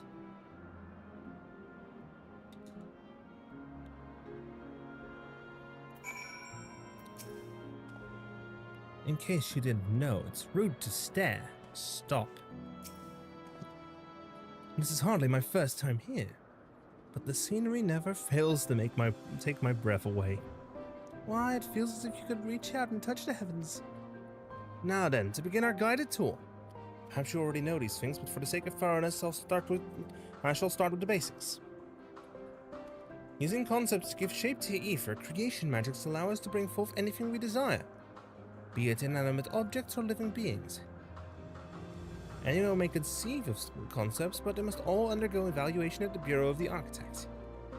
In part of this process, living beings and certain arcane entities may be sent here to Elpis for in-depth observation and study. A fascinating facility, isn't it? I dare say you will enjoy touring it with us.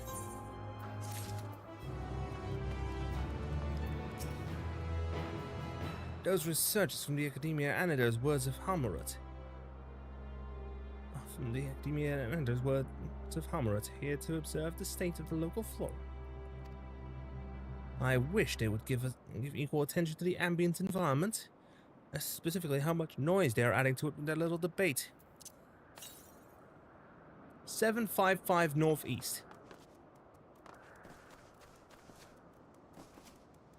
Which is over there.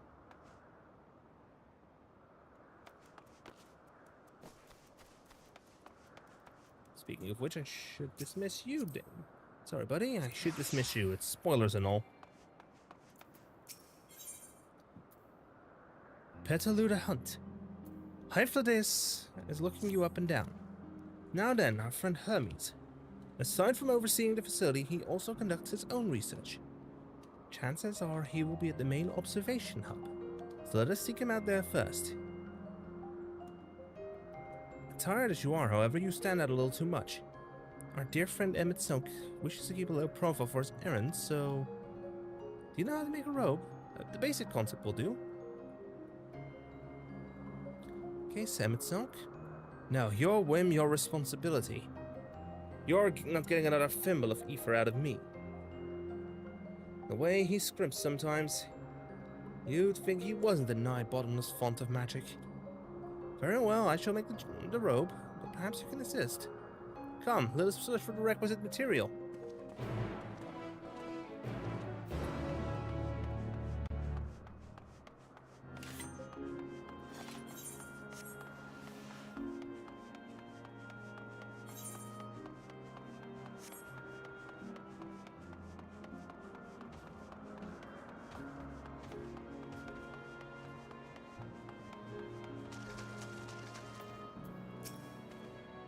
No means no. Just be grateful I'm even willing to wait.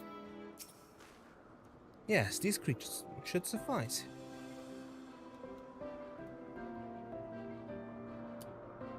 An etheric rope. I want you to use it to capture, shall we say, 2 Petaludi? There are 3 species here, I believe. Any 2 different kinds should suffice. Now, I should mention the strength of the rope is tied, no pun intended, to the strength of its user. As your ether is still thin compared to ours, We'll need to weaken the Petaludi first. Good luck.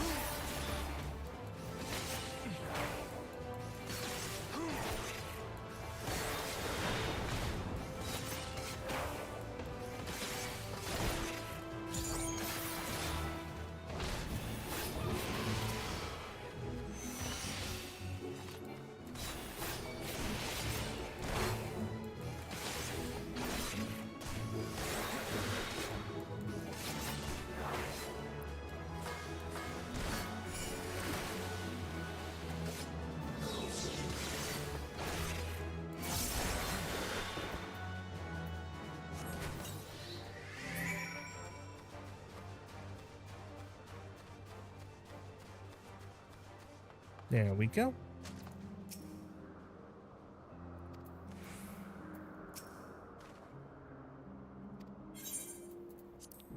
There you go. Yes, these fine fellows will do nicely. And now for a spot of reversion.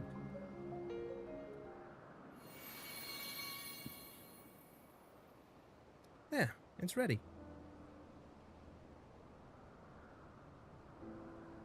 It's nothing fancy, but we're not trying. We're trying not to stand out. Try it on for size. Won't someone be angry with us for using those creatures? Oh, it's fine. There's no one around to tell us off. And besides, we can always make more Petaludi. They only need a tiny amount of ether. It may take some effort to get the form and composition right, but anyone familiar with the concept should be able to manage. Well and good to disguise and educated, but it won't fool anyone who can see worth a damn. Fair point, but at the very least it should spare you from unwanted attention from casual observers.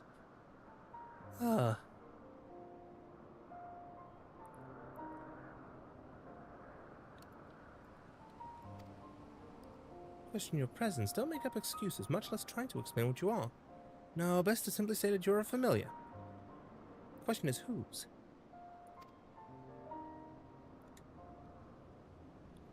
Of course, Azim's. If you say you belong to him, people will give you the benefit of the doubt for any and all outlandish behavior. Exploiting our associate's absence? For lack of his presence, absolutely. Were he here, he'd have been the first to propose the idea, and you know it.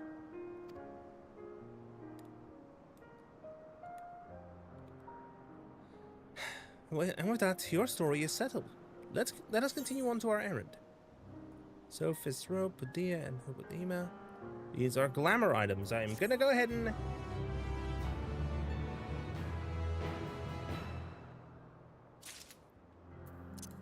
Emmett Selk. Ivlo, I'll be back in a moment.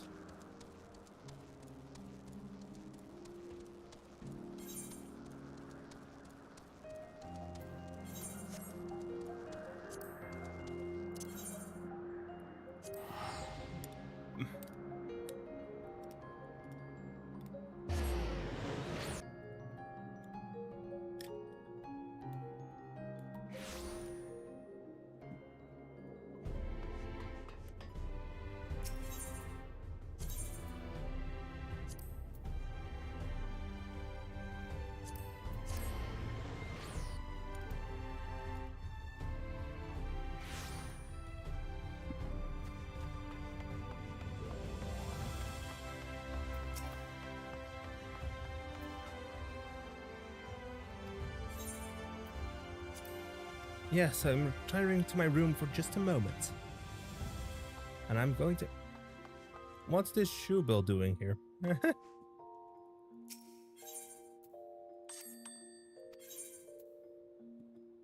Nothing new from... Of course, some money. Just a good 24 gil.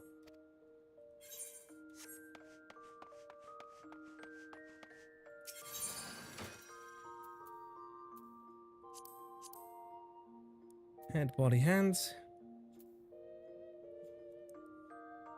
Sophist's robe, and I'll go ahead and grab. Make it the outfit glamour. Yes, I'll store it as an outfit glamour. Full of my glamour plates.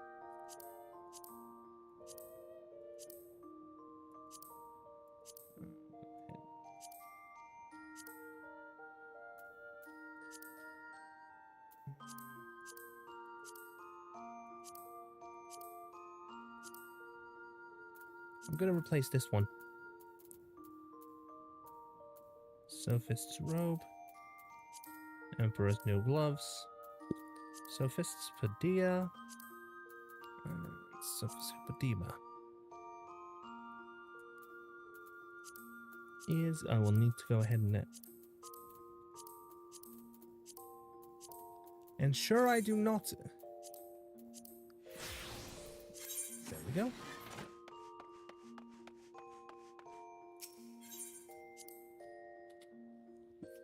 I have my disguise.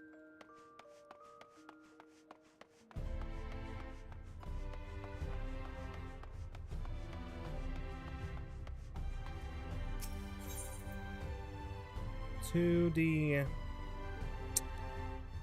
what was the name for it again? Dosselgate.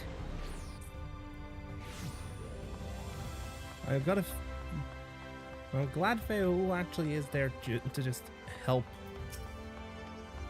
with the entire retainer situation on the first.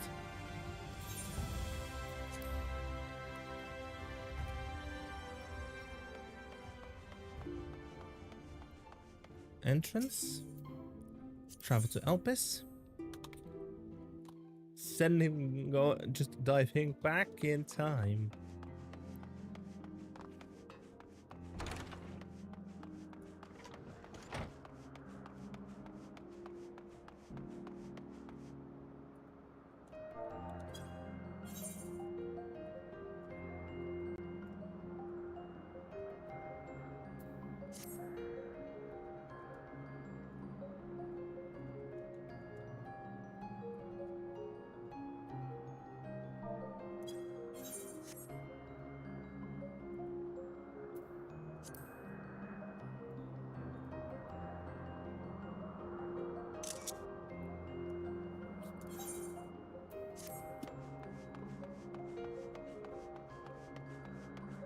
Philomeph's notice.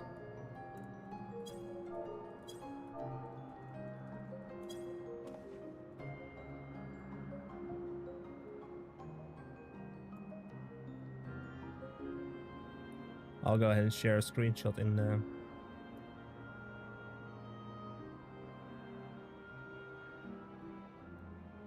Why are you sorted by name?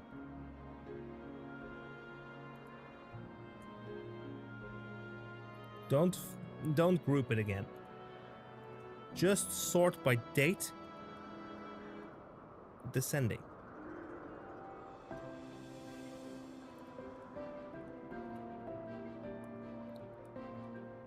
Grade 07, 2026. And this is the picture.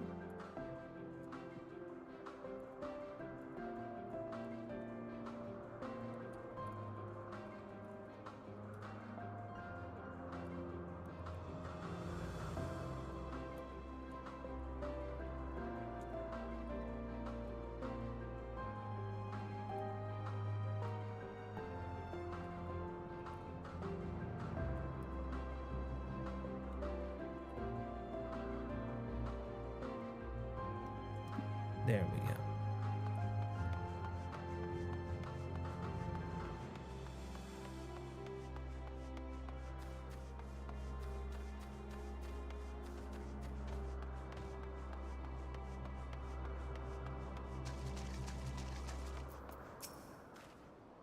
Stubby says this. Passing you off as Azim's familiar is probably the best approach. Should he take offense that others so rather believe his recklessness is to blame, he is welcome to mend his ways. pass as a child in your original size? I think not. Augmented or no, your ether is still far too thin to be considered normal. If you're ready, let us continue along the path to Anagnosis. Anagnosis. Oh, yep, there we go. This place serves as an observation hub and residence both. Someone there should be able to point us in the direction of Hermes.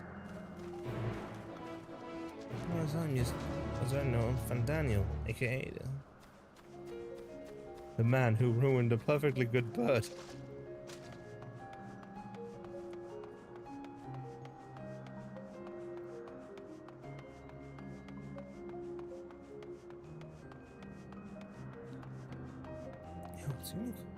Unicorns. Summon. Mount.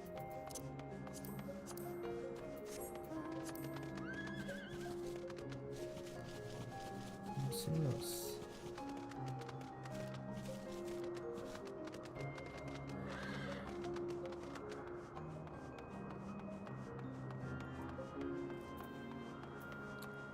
Analysis. Observer.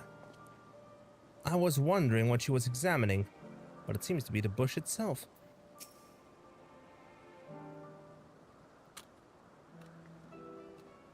Yes, can I help you? We wish to speak with Chief Hermes. Do you know where we might find him?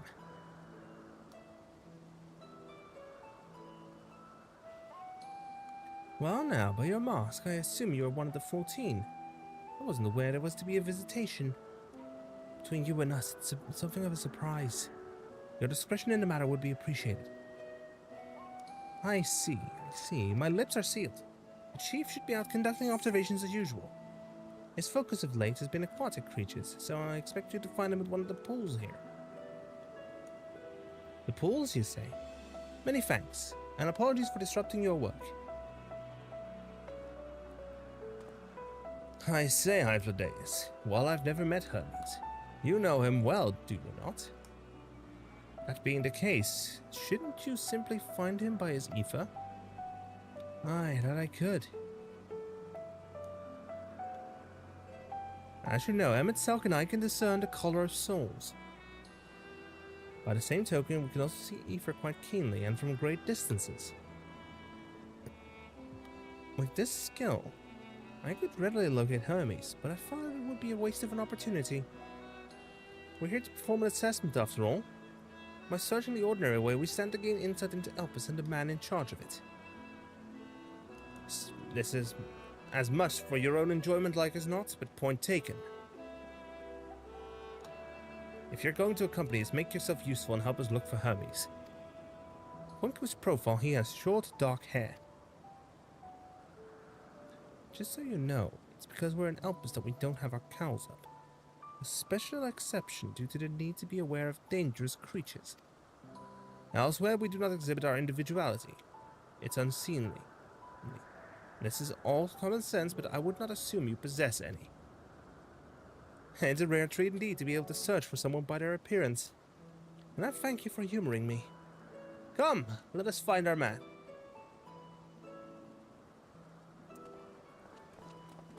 If only there was an option to actually put up the cowl, just using the adjust visor option.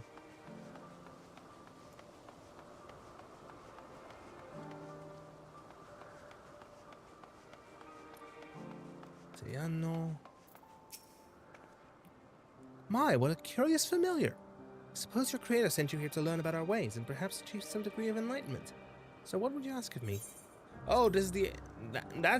That's the area info in NPC then.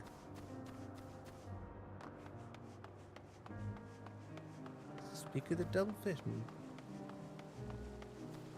Winged girl. They have such funny faces. Excuse me.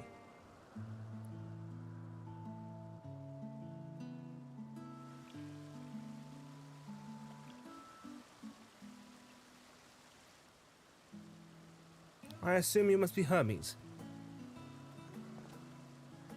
Ah, you are... Oh, Careful now. Different. You're different too. You and me. We're alike. Friends. I want to be... Friends? Wait. Please. Wait.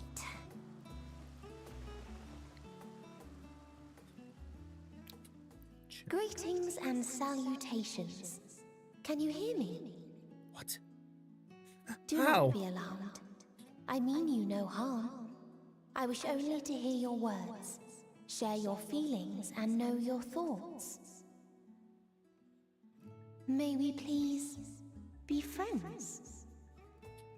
May we please be friends?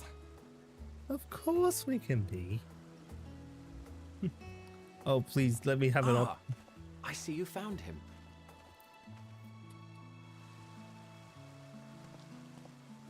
It's Ladeus. It's been a while. Too long, I think.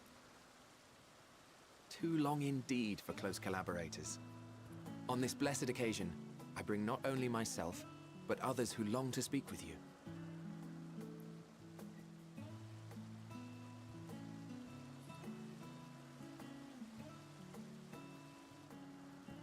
Oh. You were of the convocation? Emmett Selk at your service.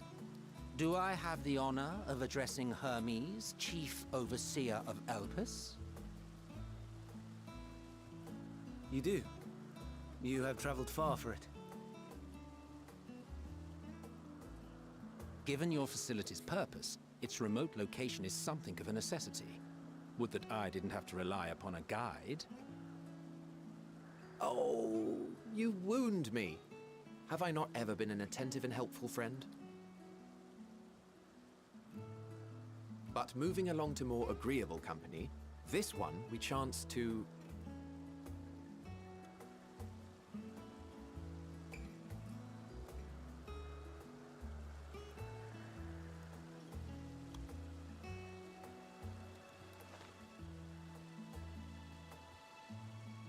Well, you certainly have her attention. Is she one of yours, Hermes?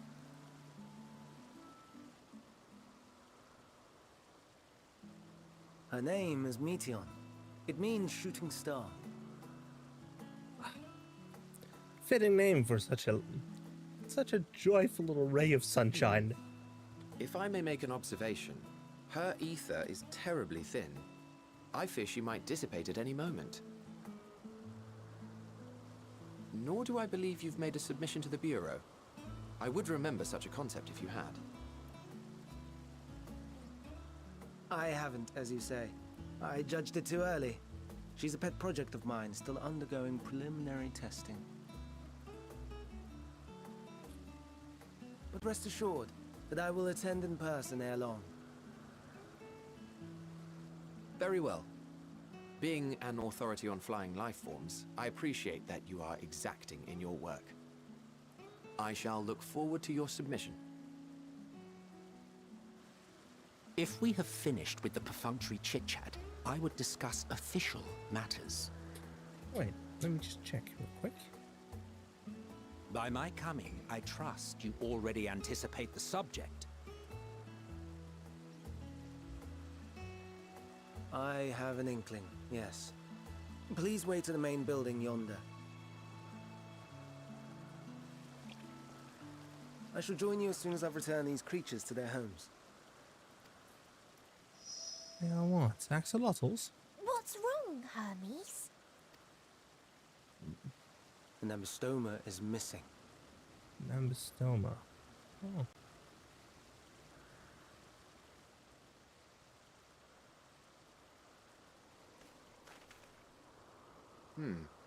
I may have found it. A creature with the self-same ether as those there, nestled in the boughs of a tree outside the grounds.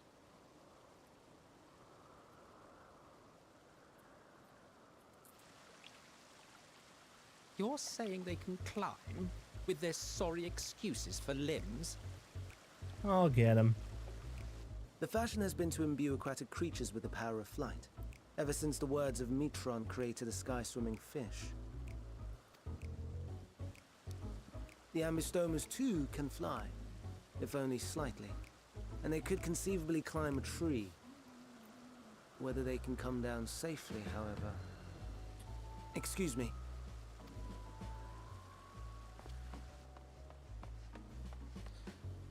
I'll help, too!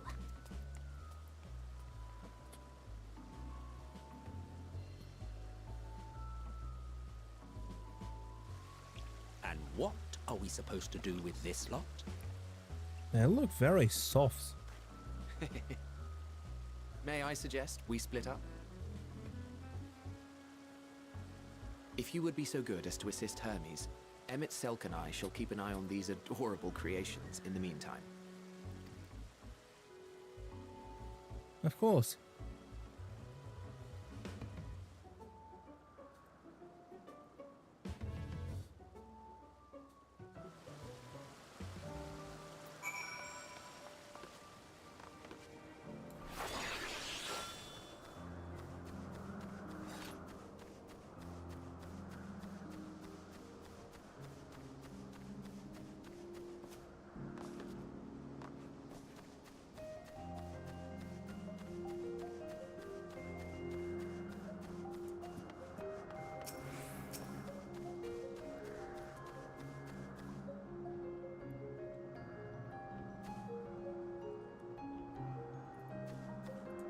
Hey, Meteon. Hermes, you alright? Wait. Oh.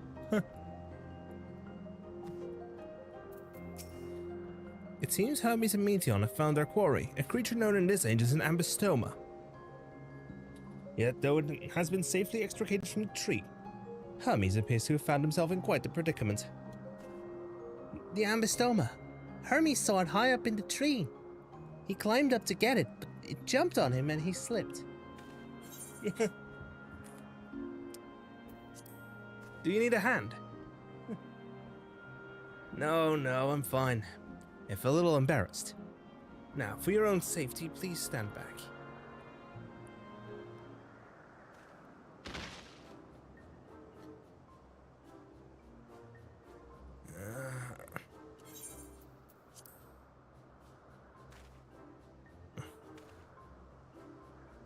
Hermes, you alright? Are you alright? Quite alright, yes. My apologies for making you worry, Meteon. Both you and, Kinesi, familiar of Azam. Kinesi, as you called it. An intriguing name, somehow reminiscent of a new creation. Thank you for coming after me.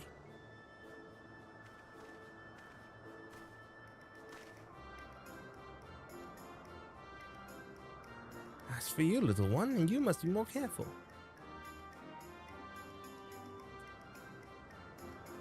You may be able to fly, but it doesn't mean you cannot fall and hurt yourself. Oh no, I'd forgotten all about fellows!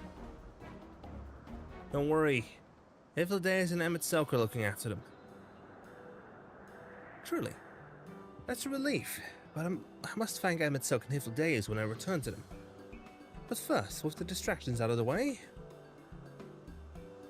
as Chief Overseer of Elpis, permit me to welcome you to our facility. I hope you will enjoy your time here.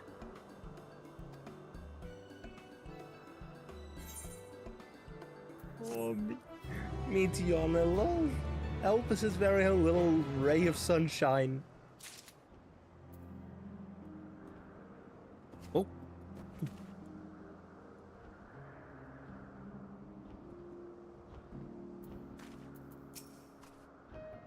I'm glad they're safe. Hermes and the Ambistoma. The Ambistoma stares at you unflinchingly, as if regarding something novel. Regarding it in turn, you notice it appears to be floating ever so slightly. Having found the wayward Ambistoma, Hermes is the picture of relief. Well, we must keep the others waiting. Let us return to Anagnos and Nereus. Bum, bum, bum, bum.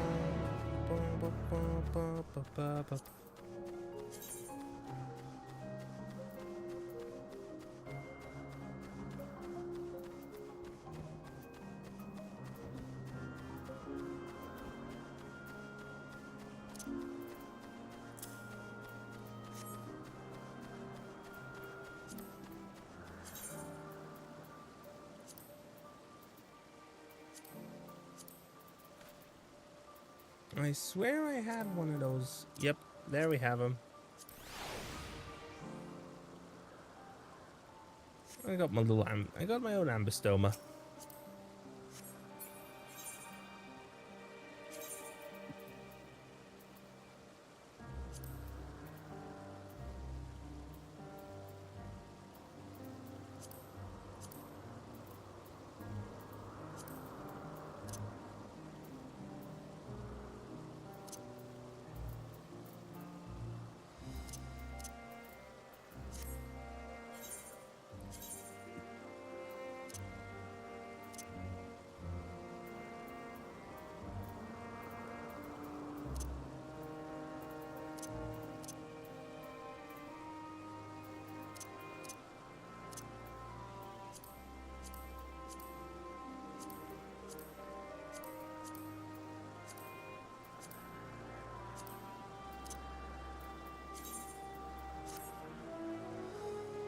Remind me, how can I change the size of minions?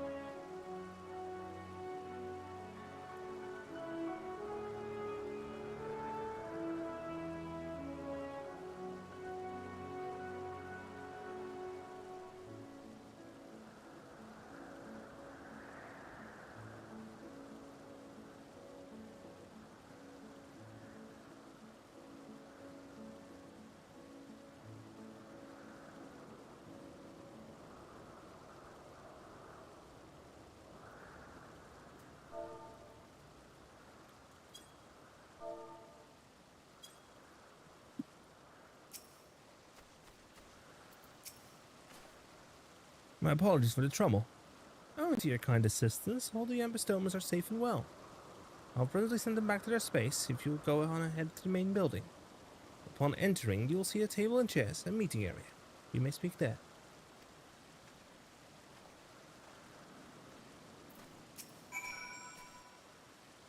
Some creations stay outside, others stay at Thesis. Like the ambistomas.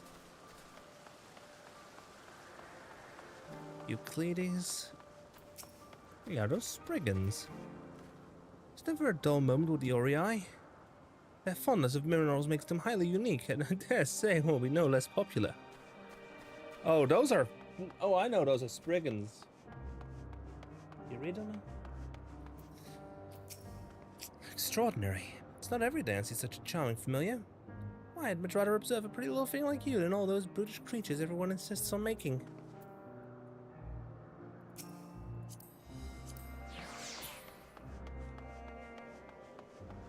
What? A tune?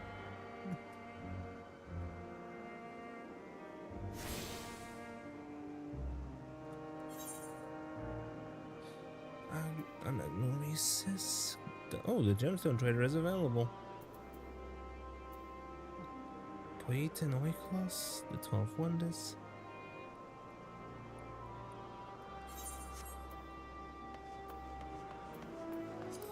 The Blast. Or Blaste. My role here? I specialize in the observation of flora.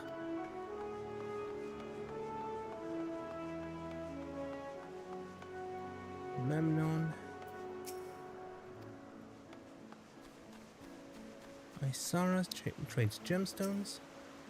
Decided to open a shop to keep my little creation fed. My wondrous wares can be yours for the right amount of bicolor gemstones.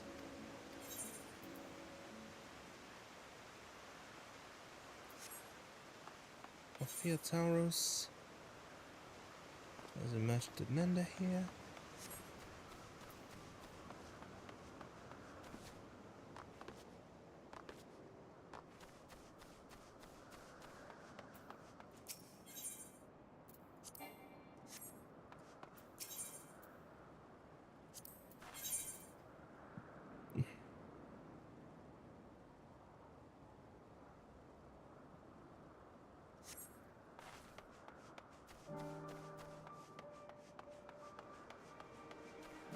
What I have is probably not best in slot for this level, but I still don't have my... I don't have the artifact. I don't have the relic.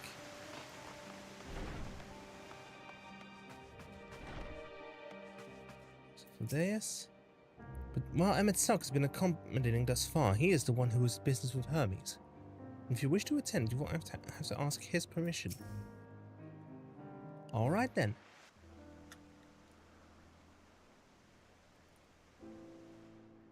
This appears to be the place. And here is where we part ways. We will be discussing highly sensitive affairs. Only a select few may be privy to such knowledge, and that does not include someone who cannot or will not divulge their origins.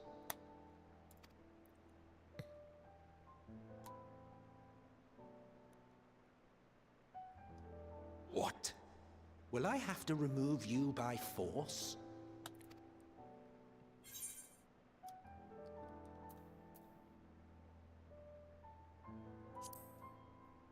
There are reasons I cannot speak freely. Let's hear them then, these reasons of yours. Who knows? If I deem your mysterious cause worthy, I may even be inclined to offer my assistance. In that case... I do not object to his attendance. Hermes, this is highly irregular. I'll snooze for a moment. I'll snooze on the ads for a moment. But I believe he can be trusted. Meteion would not have taken to him so quickly otherwise.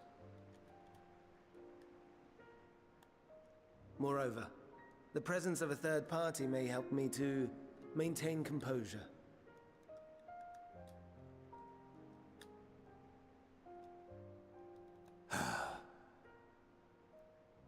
As you wish, then. Behave yourself, do you hear?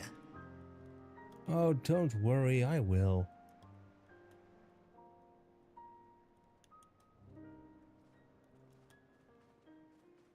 Ever the warrior.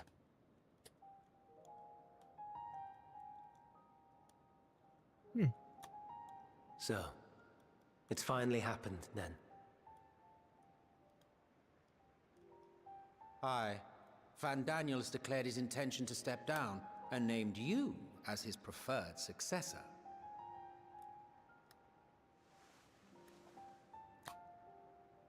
In recognition of your knowledge and your works, the Convocation is giving the recommendation due consideration. As one who does not know you personally, I am to use my impartial eye to take your measure. And above all else, to ascertain your disposition towards the invitation.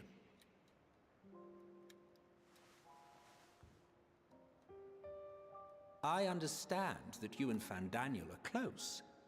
He himself was once chief overseer of Elpis after all. I should not be surprised if you knew before anyone else that he wished to relinquish his office. I did. He told me that when he fulfilled his purpose, he wished to pass the torch to me. A torch you seem none too pleased to accept. Are you so averse to serving on the Convocation? No, it's not that. For a humble researcher like myself to even be considered is an honor beyond words. No. What troubles me, what I struggle to come to terms with, is the very fact that Fandaniel is stepping down. Does this not mean that he will return to the Star?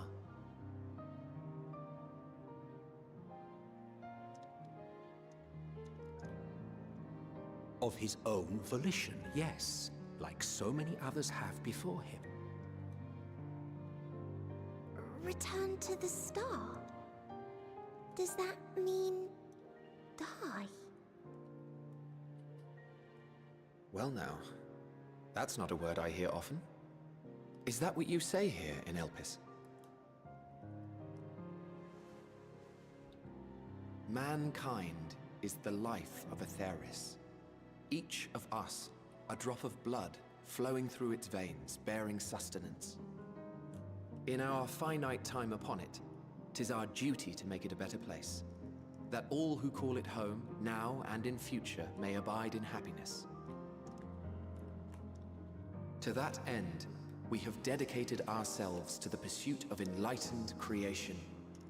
And by our efforts did we transform this once untamed wilderness into the peaceful paradise you enjoy today. To return to the star whence we came is a privilege afforded to we who have so loved and nurtured it. A choice embraced by those who have lived their lives to the fullest, in service to our world. And when they depart upon this journey, it is beautiful, always. The 14 are no exception. 'Tis believed no occasion is more felicitous than the fulfillment of one's duty. Our office becomes our lives, and to retire is to return, or so the majority of us hope. Some few have elected to eschew custom.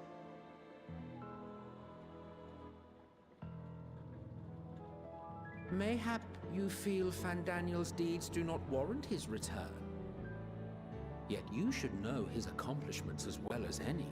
During his time, he conceived of countless outstanding concepts.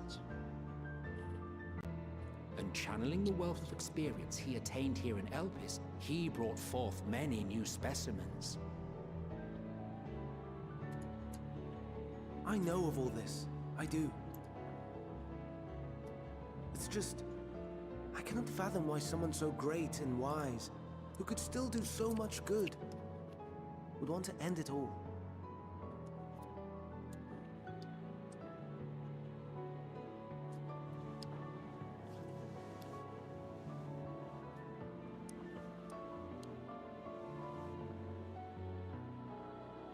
Oh no, I've made her upset. Forgive me. I know I requested your presence. Might I trouble you to take Meteon outside? A change of scenery would do her good.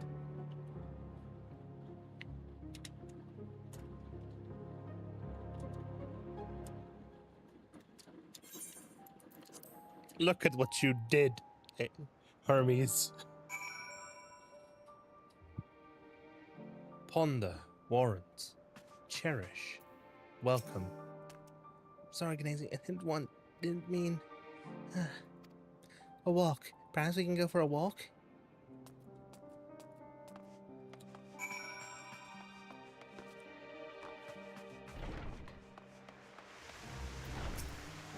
Hermes gets sad when he thinks about death. When others are sad, I'm sad too. It's how I am. How he made me. Don't worry, I'm fine now. So why did you come here? I actually came to learn about this place, but... It's in Hermes. Oh, teach you, I can teach you. We could take turns. I tell you something and you tell me something. Sounds like fun. It will be. Where to start? Let's talk to Memnon. He should be near the Aphrodite. I'm not good at explaining, but Memnon is, so I'll have him explain instead.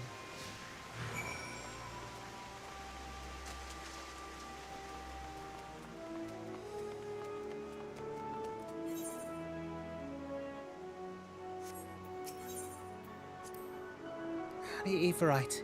Anyone can use teleport anywhere. Well, maybe not anywhere. Not to the ground or other isles. For that, you need teleporters. Oh, and permission. And what have we here? Though you look like a person, you have the ears and tail of a beast. I assume you are familiar like Meteon. There's something you need. Skinazy, can you teach me about Elpis? Okay, I need to check something real quick because... Ponder, warrant, cherish, welcome.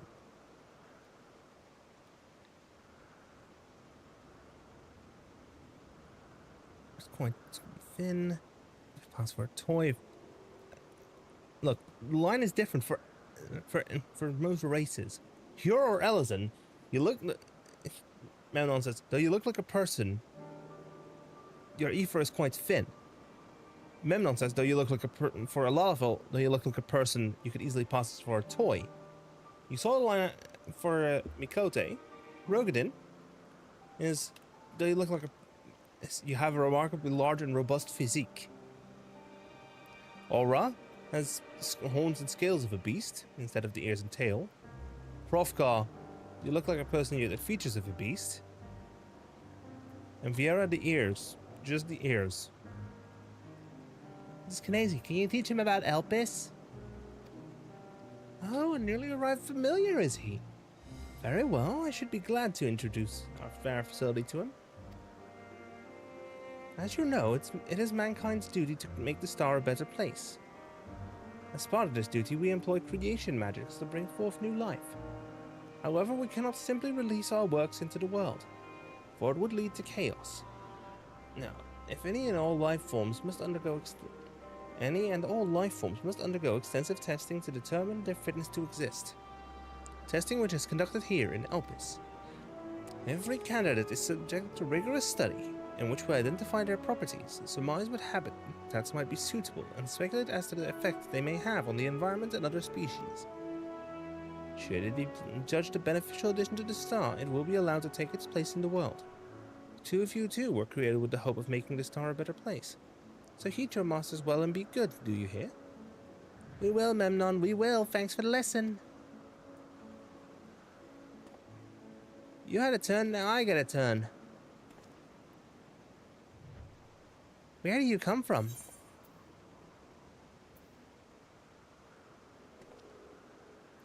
A place far, far away. Then I probably don't know it. I don't know much about other places. This place is important to you. I can feel it. Oh, my power, I haven't told you about it. A creation. Let's find a creation. One not being watched. And I'll explain my power.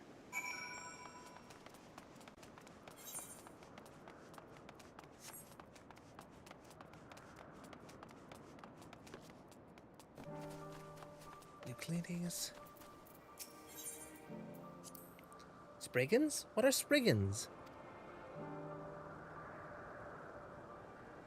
No, we call them Orii.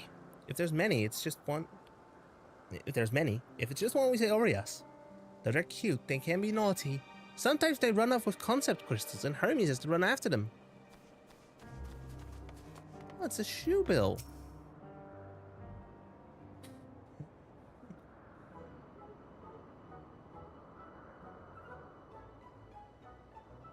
Oh, this creation is perfect.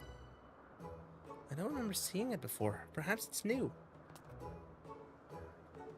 Alright, anyway, I'll try reading its mind. That's my power.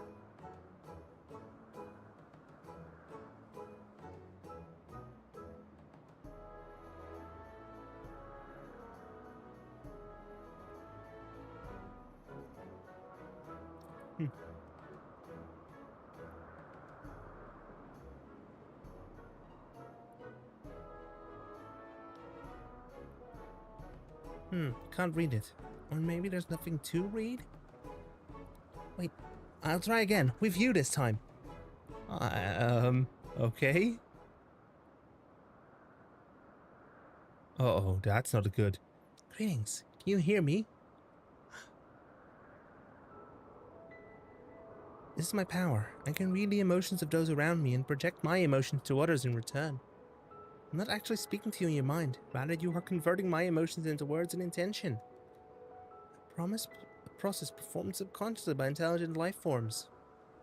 This ability is vital to my mission, for it allows me to interact with intelligent beings even should they communicate via unknown languages or other non-verbal means. As a consequence, I am clumsy at speaking. Yet, though I struggle to express myself in this fashion, Hermes wants me to speak as much as possible. For everyone has faulty feelings that I might wish to hide. I harbor an affection for you, one that is difficult to define. Aside from the fact that you share common traits with us, your thoughts are complex, prismatic. They draw me in and leave me wanting to know more. Out of respect for your privacy, I will refrain from using my power when speaking with you. Nevertheless, I want you to know that I wish to be your friend.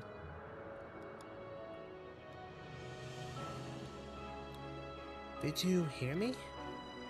Yes, yes, I did. Good, now it's my turn again. So what are you good at?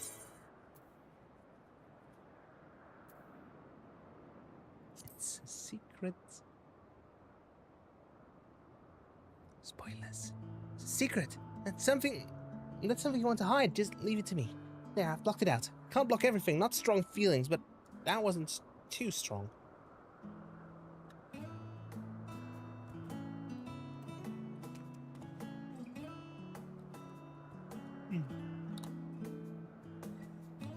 I think we might be bothering it. I think it's bird-like, like you. Let's keep going. We'll go and see you at Anf next. It's usually in a small building, one on the west row. Oh, it's just...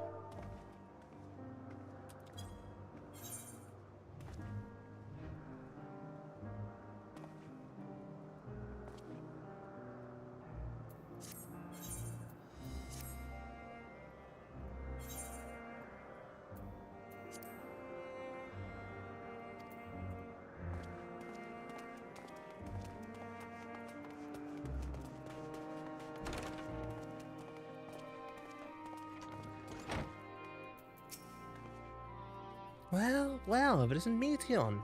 I see you brought a friend today. Greetings, Jan. An apple. Can you make me an apple? The kind Hermes likes, covered in syrup. I want to share it with Knazy. A candied apple. Hermes is certainly partial to them, but you know you can't eat, Meteon. You weren't made to do so. I like it too. It may seem that way, but it's easier to be able to share his feelings. You've taken Hermes' life as your own. In any case, I can't prepare an apple right now, but I'll bring one for Hermes soon, I promise. Sorry, Knazy, I wanted to show you my favorite thing. I could ask about yours, but I failed. Tell her what you like. Actually, well, that's what you like. Yes, I feel it. Your joy and happiness. And it makes me happy too. Thanks for sharing it with me, Knazy. Well, talked a lot. Maybe Hermes has finished talking too. Shall we go and see? Hitting the ad break button now.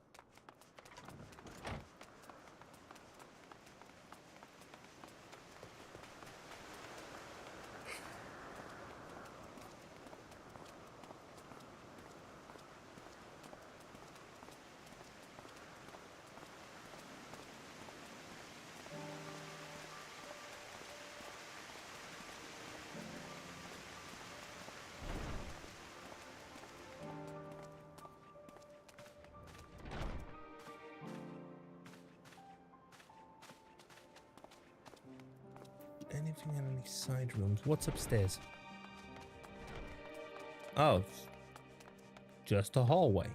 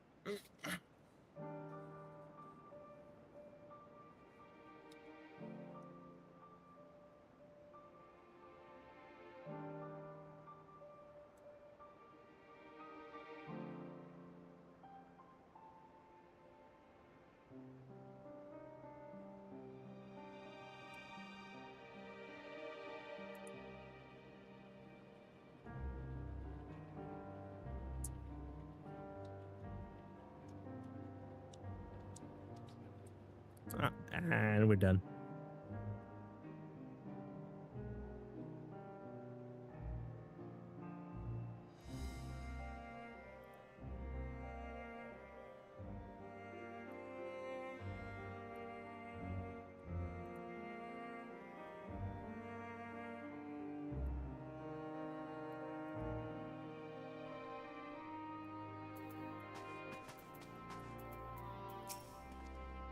What? Back already? Pity. Bit longer and we might have snuck away without you. Ah, excellent timing. It was a refreshing constitutional, I hope.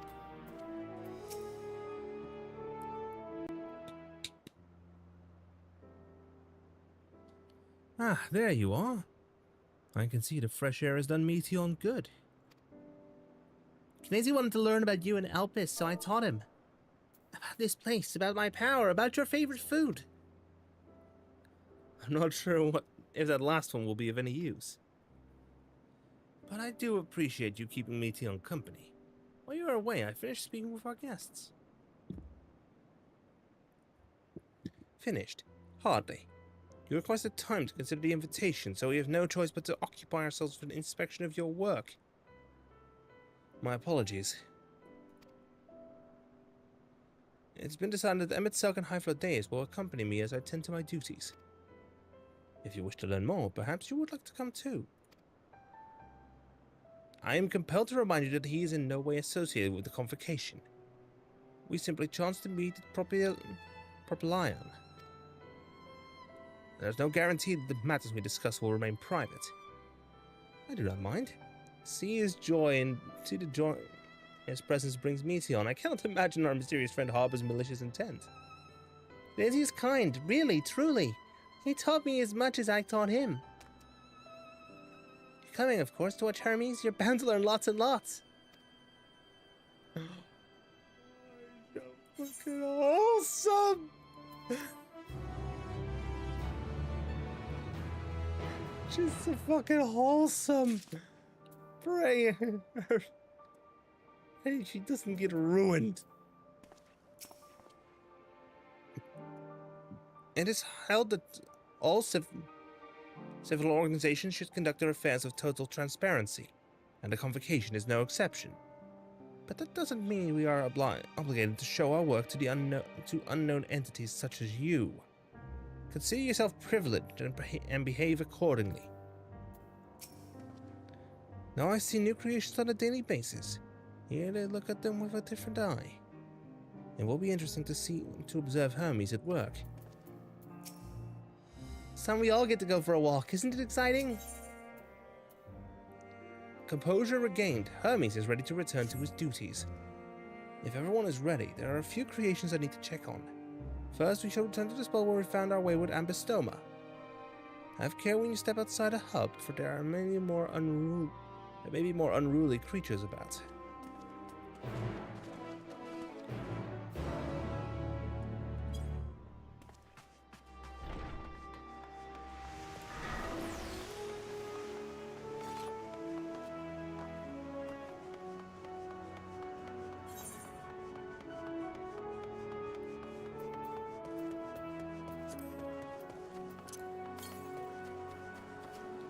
.415 east.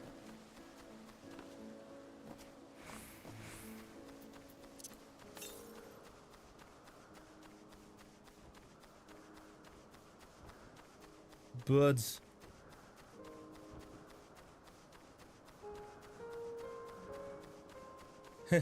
Birds.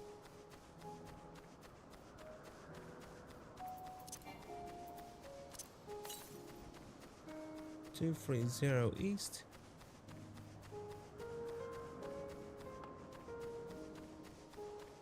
Oh, it's up there.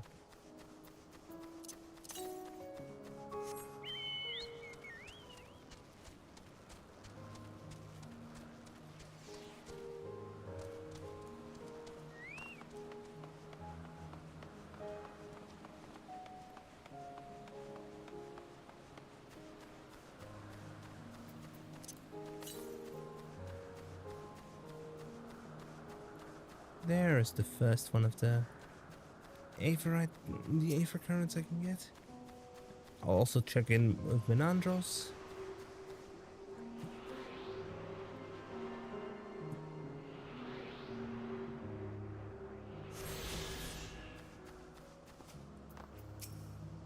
I love my work, yet at times such as this, the mind wanders. Where might I go? What monuments to man's ingenuity might I see?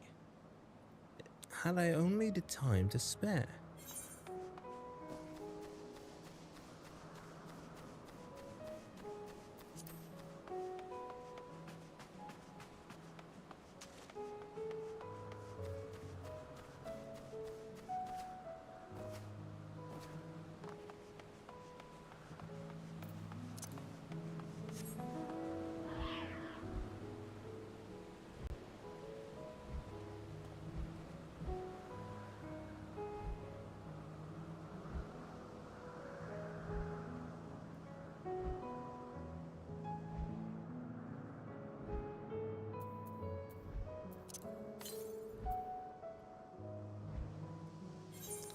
"982 West." Oh, that's already over here from the far side.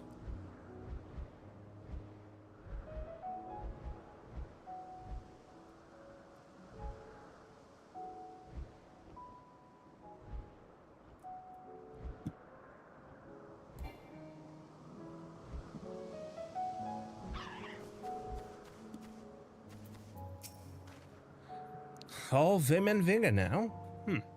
When we were discussing his nomination, he was melancholy incarnate. Ah, yes, the Ayanfin Pteluda. One of the newest species of the ever-popular butterfly. Still bothered about your robe? Don't be. The few specimens we repurposed won't be missed.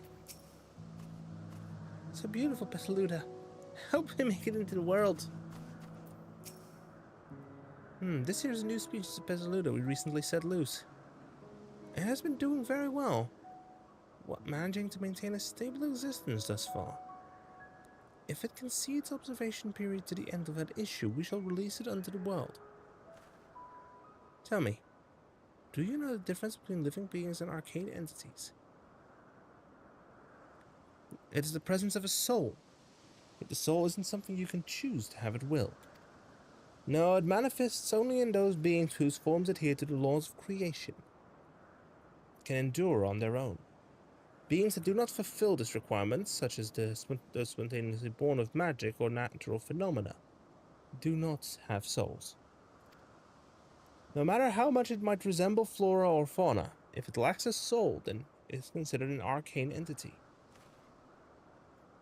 So you see, it's not for mankind to decide what is living.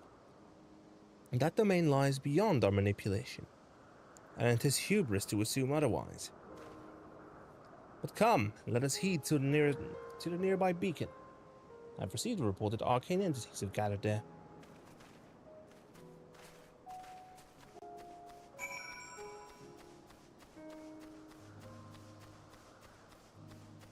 Birds.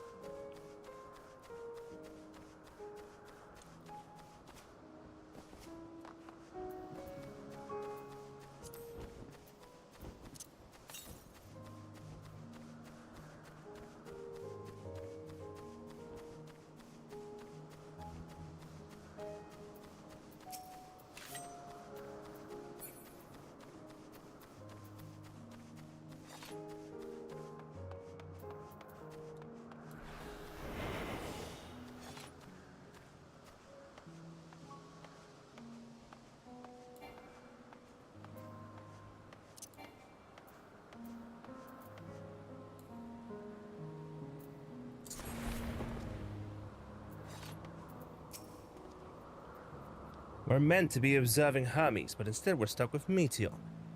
Well, I suppose she herself served as proof of his prowess as a researcher and creator both.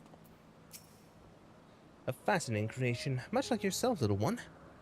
Renowned as Hermes is for his flying life forms, it is a rare privilege to be able to see one of his works in progress. Interesting. You're interesting too. Tell me, how did you find the ambystoma? Oh. Ah, yes, lightning pneuma. Just as the report said. Although we call this structure a beacon due to its form, it is in fact a magical device. By manipulating the balance of elements, it keeps the isle airborne and maintains the climate thereupon. In the course of its operation, it often sees an internal shift towards a given element. Right now, that element is lightning, which draws the pneuma here to replenish their ether. It appears Meteon is busy. Would you care to assist me in her stead and feed the pneuma?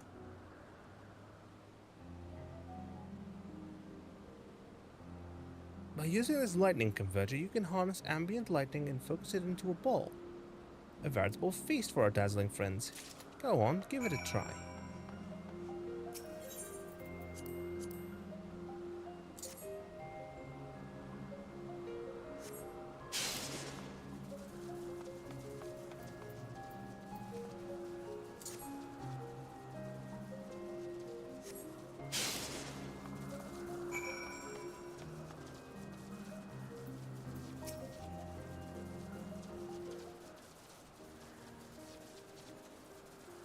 Perfectly done, Knizzy.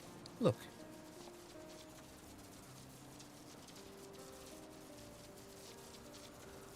See how they gather to feed. How they express themselves through their actions despite their lack of words. Speech is not the sole defining characteristic of a thinking, feeling creature. Nor is silence an indication that they do not possess these qualities. Be it a soulless arcane entity such as the Pneuma, or an ephemeral life form such as the Pesaluma. Luda, all seek to perpetuate their existence, to survive. Is Meteon a living being? Good question. I can answer it from a theoretical standpoint, but it ultimately falls to the Bureau of the Architect to pass judgment. Those with exceptional vision such as Hyphlodeus may be able to ascertain her true nature. But to me, it doesn't matter. She is herself, and that's all I need to know. Are you finished already? I'm sorry I was in the way. Not to worry, my dear. They missed nothing of note, and we still have plenty of work for them to observe.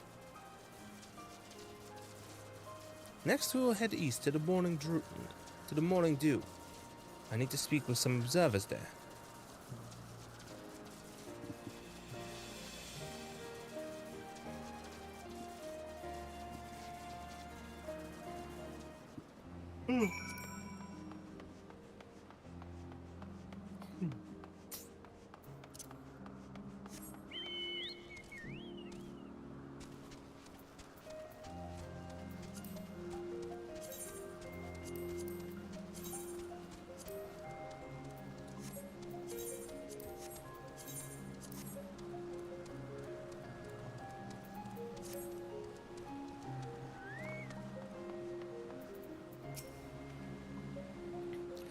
This fellow has been the talk of the Bureau. The combination of a carefree aspect and endless rows of fangs is strangely charming. Was there a guiding theme or any method to the madness that his random assortment of features? Oh, it's a Gubu! It's adorable, but where it sneeze? Hermes went flying once. Oh, the Gubu.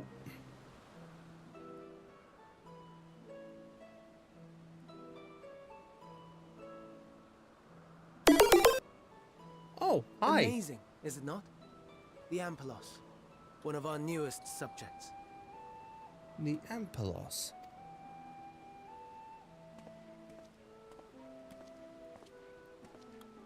So, how are we coming along?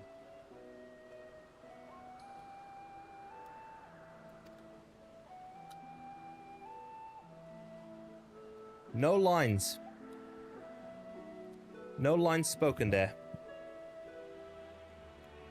Dun dun dun dun. Elpis flowers. My Aether might be. It's Elpis flowers. Look at that. Oh.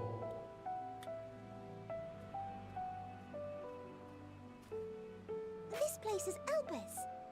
Those flowers. Elpis. Entelekis. Like me.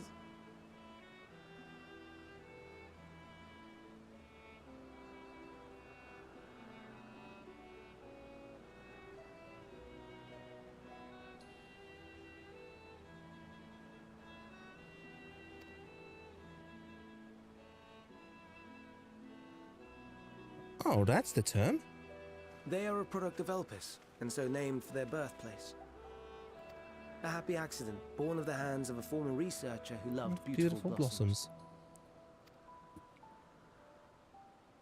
Unique for how they change color, to reflect the emotional state of those nearby. If that's the case. Though be it here or elsewhere, they are seldom seen in any hue save purest white. Reflect the emotional state, you say?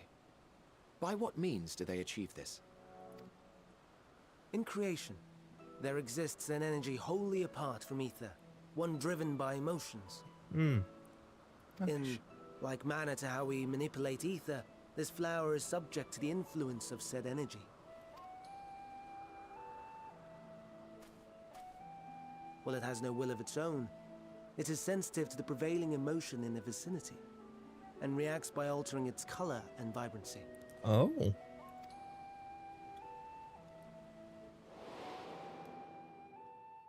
Akasha? It is one of the unseen energies defined by Harnish alchemical theory. Though a gross oversimplification, some describe it as an essence influenced by feelings.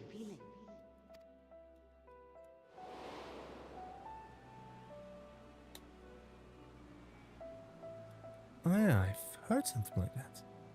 Akasha. Though I'm not familiar with the term, your description suggests it is the self-same energy.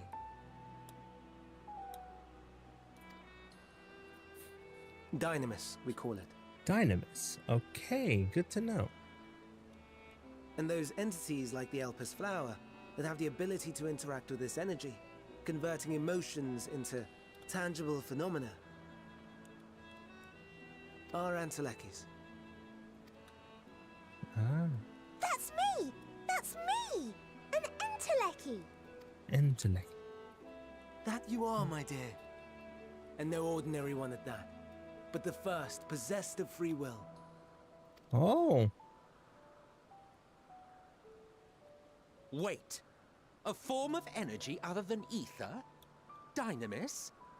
I've never heard of such a thing. Of course you haven't. You've been too obsessed with ether. Hardly surprising. Dynamis cannot be seen, much less felt. And though its existence has long been theorized, we had no proof until the flower's serendipitous creation. What's more, Dynamis is far weaker than ether. Under normal circumstances, its effects are drowned out by the latter. On account of which, beings comprised of and reliant upon the ether, like you and I, are unable to make practical use of Dynamis. 'Tis a truly esoteric thing, known to but a select few scholars. Intriguing. Then, given the limitations you described, why create Meteon?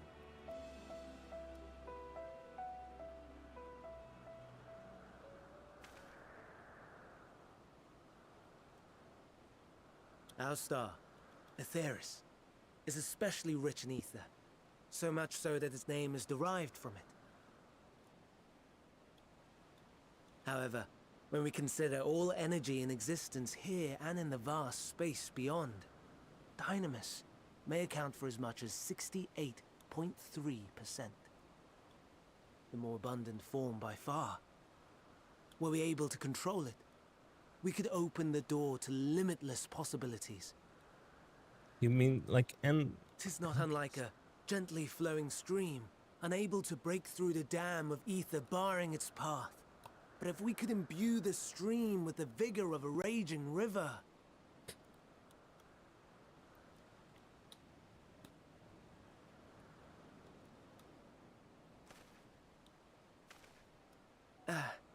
Not that I have such grand ambitions. Nay. I merely wish to create a being that could traverse the great expanse.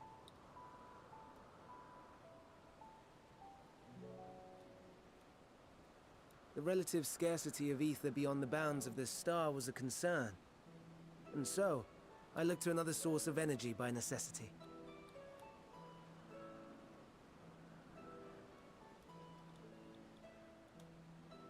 That being Dynamis.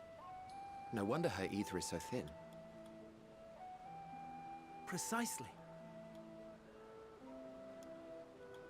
Yours is thin too. Like an entelechy. Like me.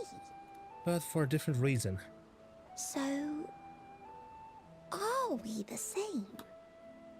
Intellecties.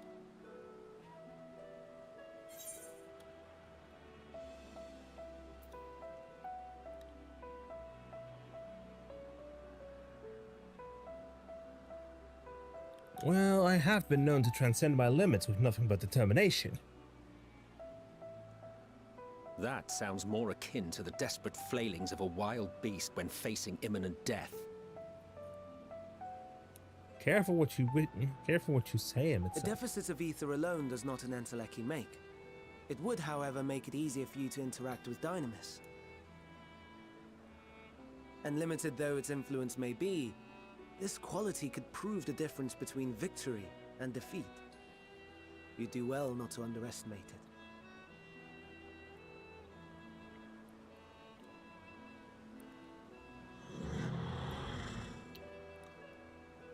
Oh dear. I'd forgotten about the poor fella. You must excuse me a moment while I go and verify a few more things. Uh-oh. I think Hermes is about to get launched.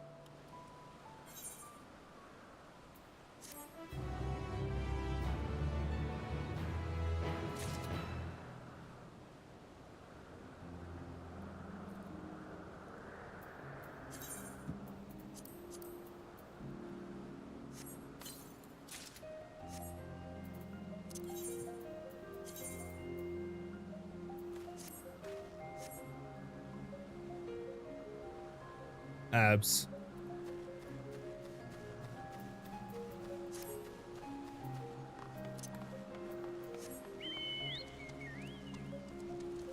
Let me go quickly rush back to the Aetherites.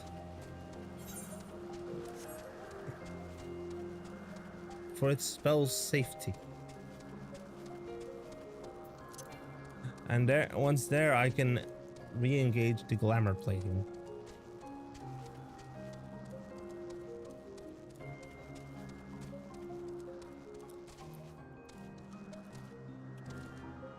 Jump, jump.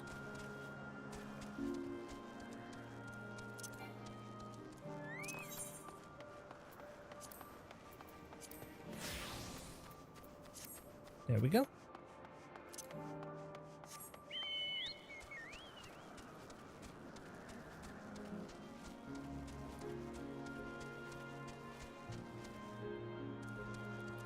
And would you look at the time? It's midnight.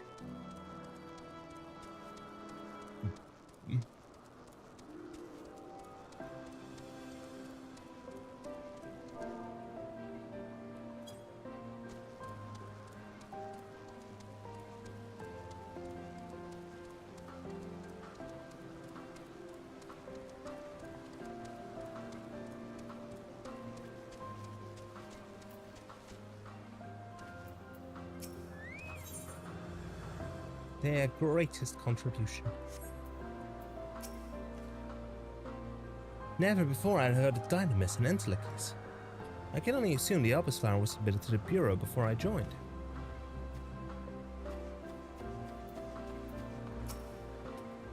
And to let you know, we're friends in Finness. All appears to be well. This shouldn't take long.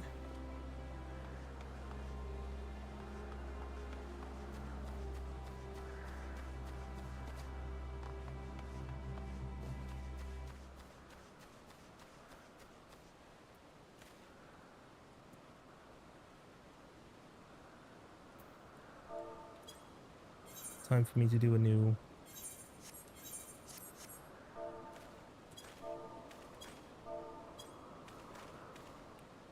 Okay, I am gonna go ahead and raid out now. So let me just push in here, push in there.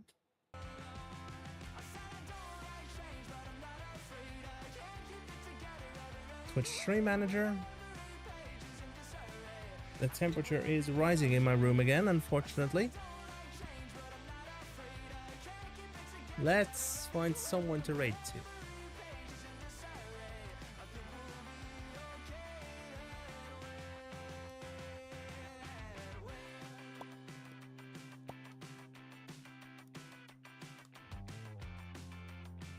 Oh, I forgot to turn on the... I forgot to turn off the charity tags.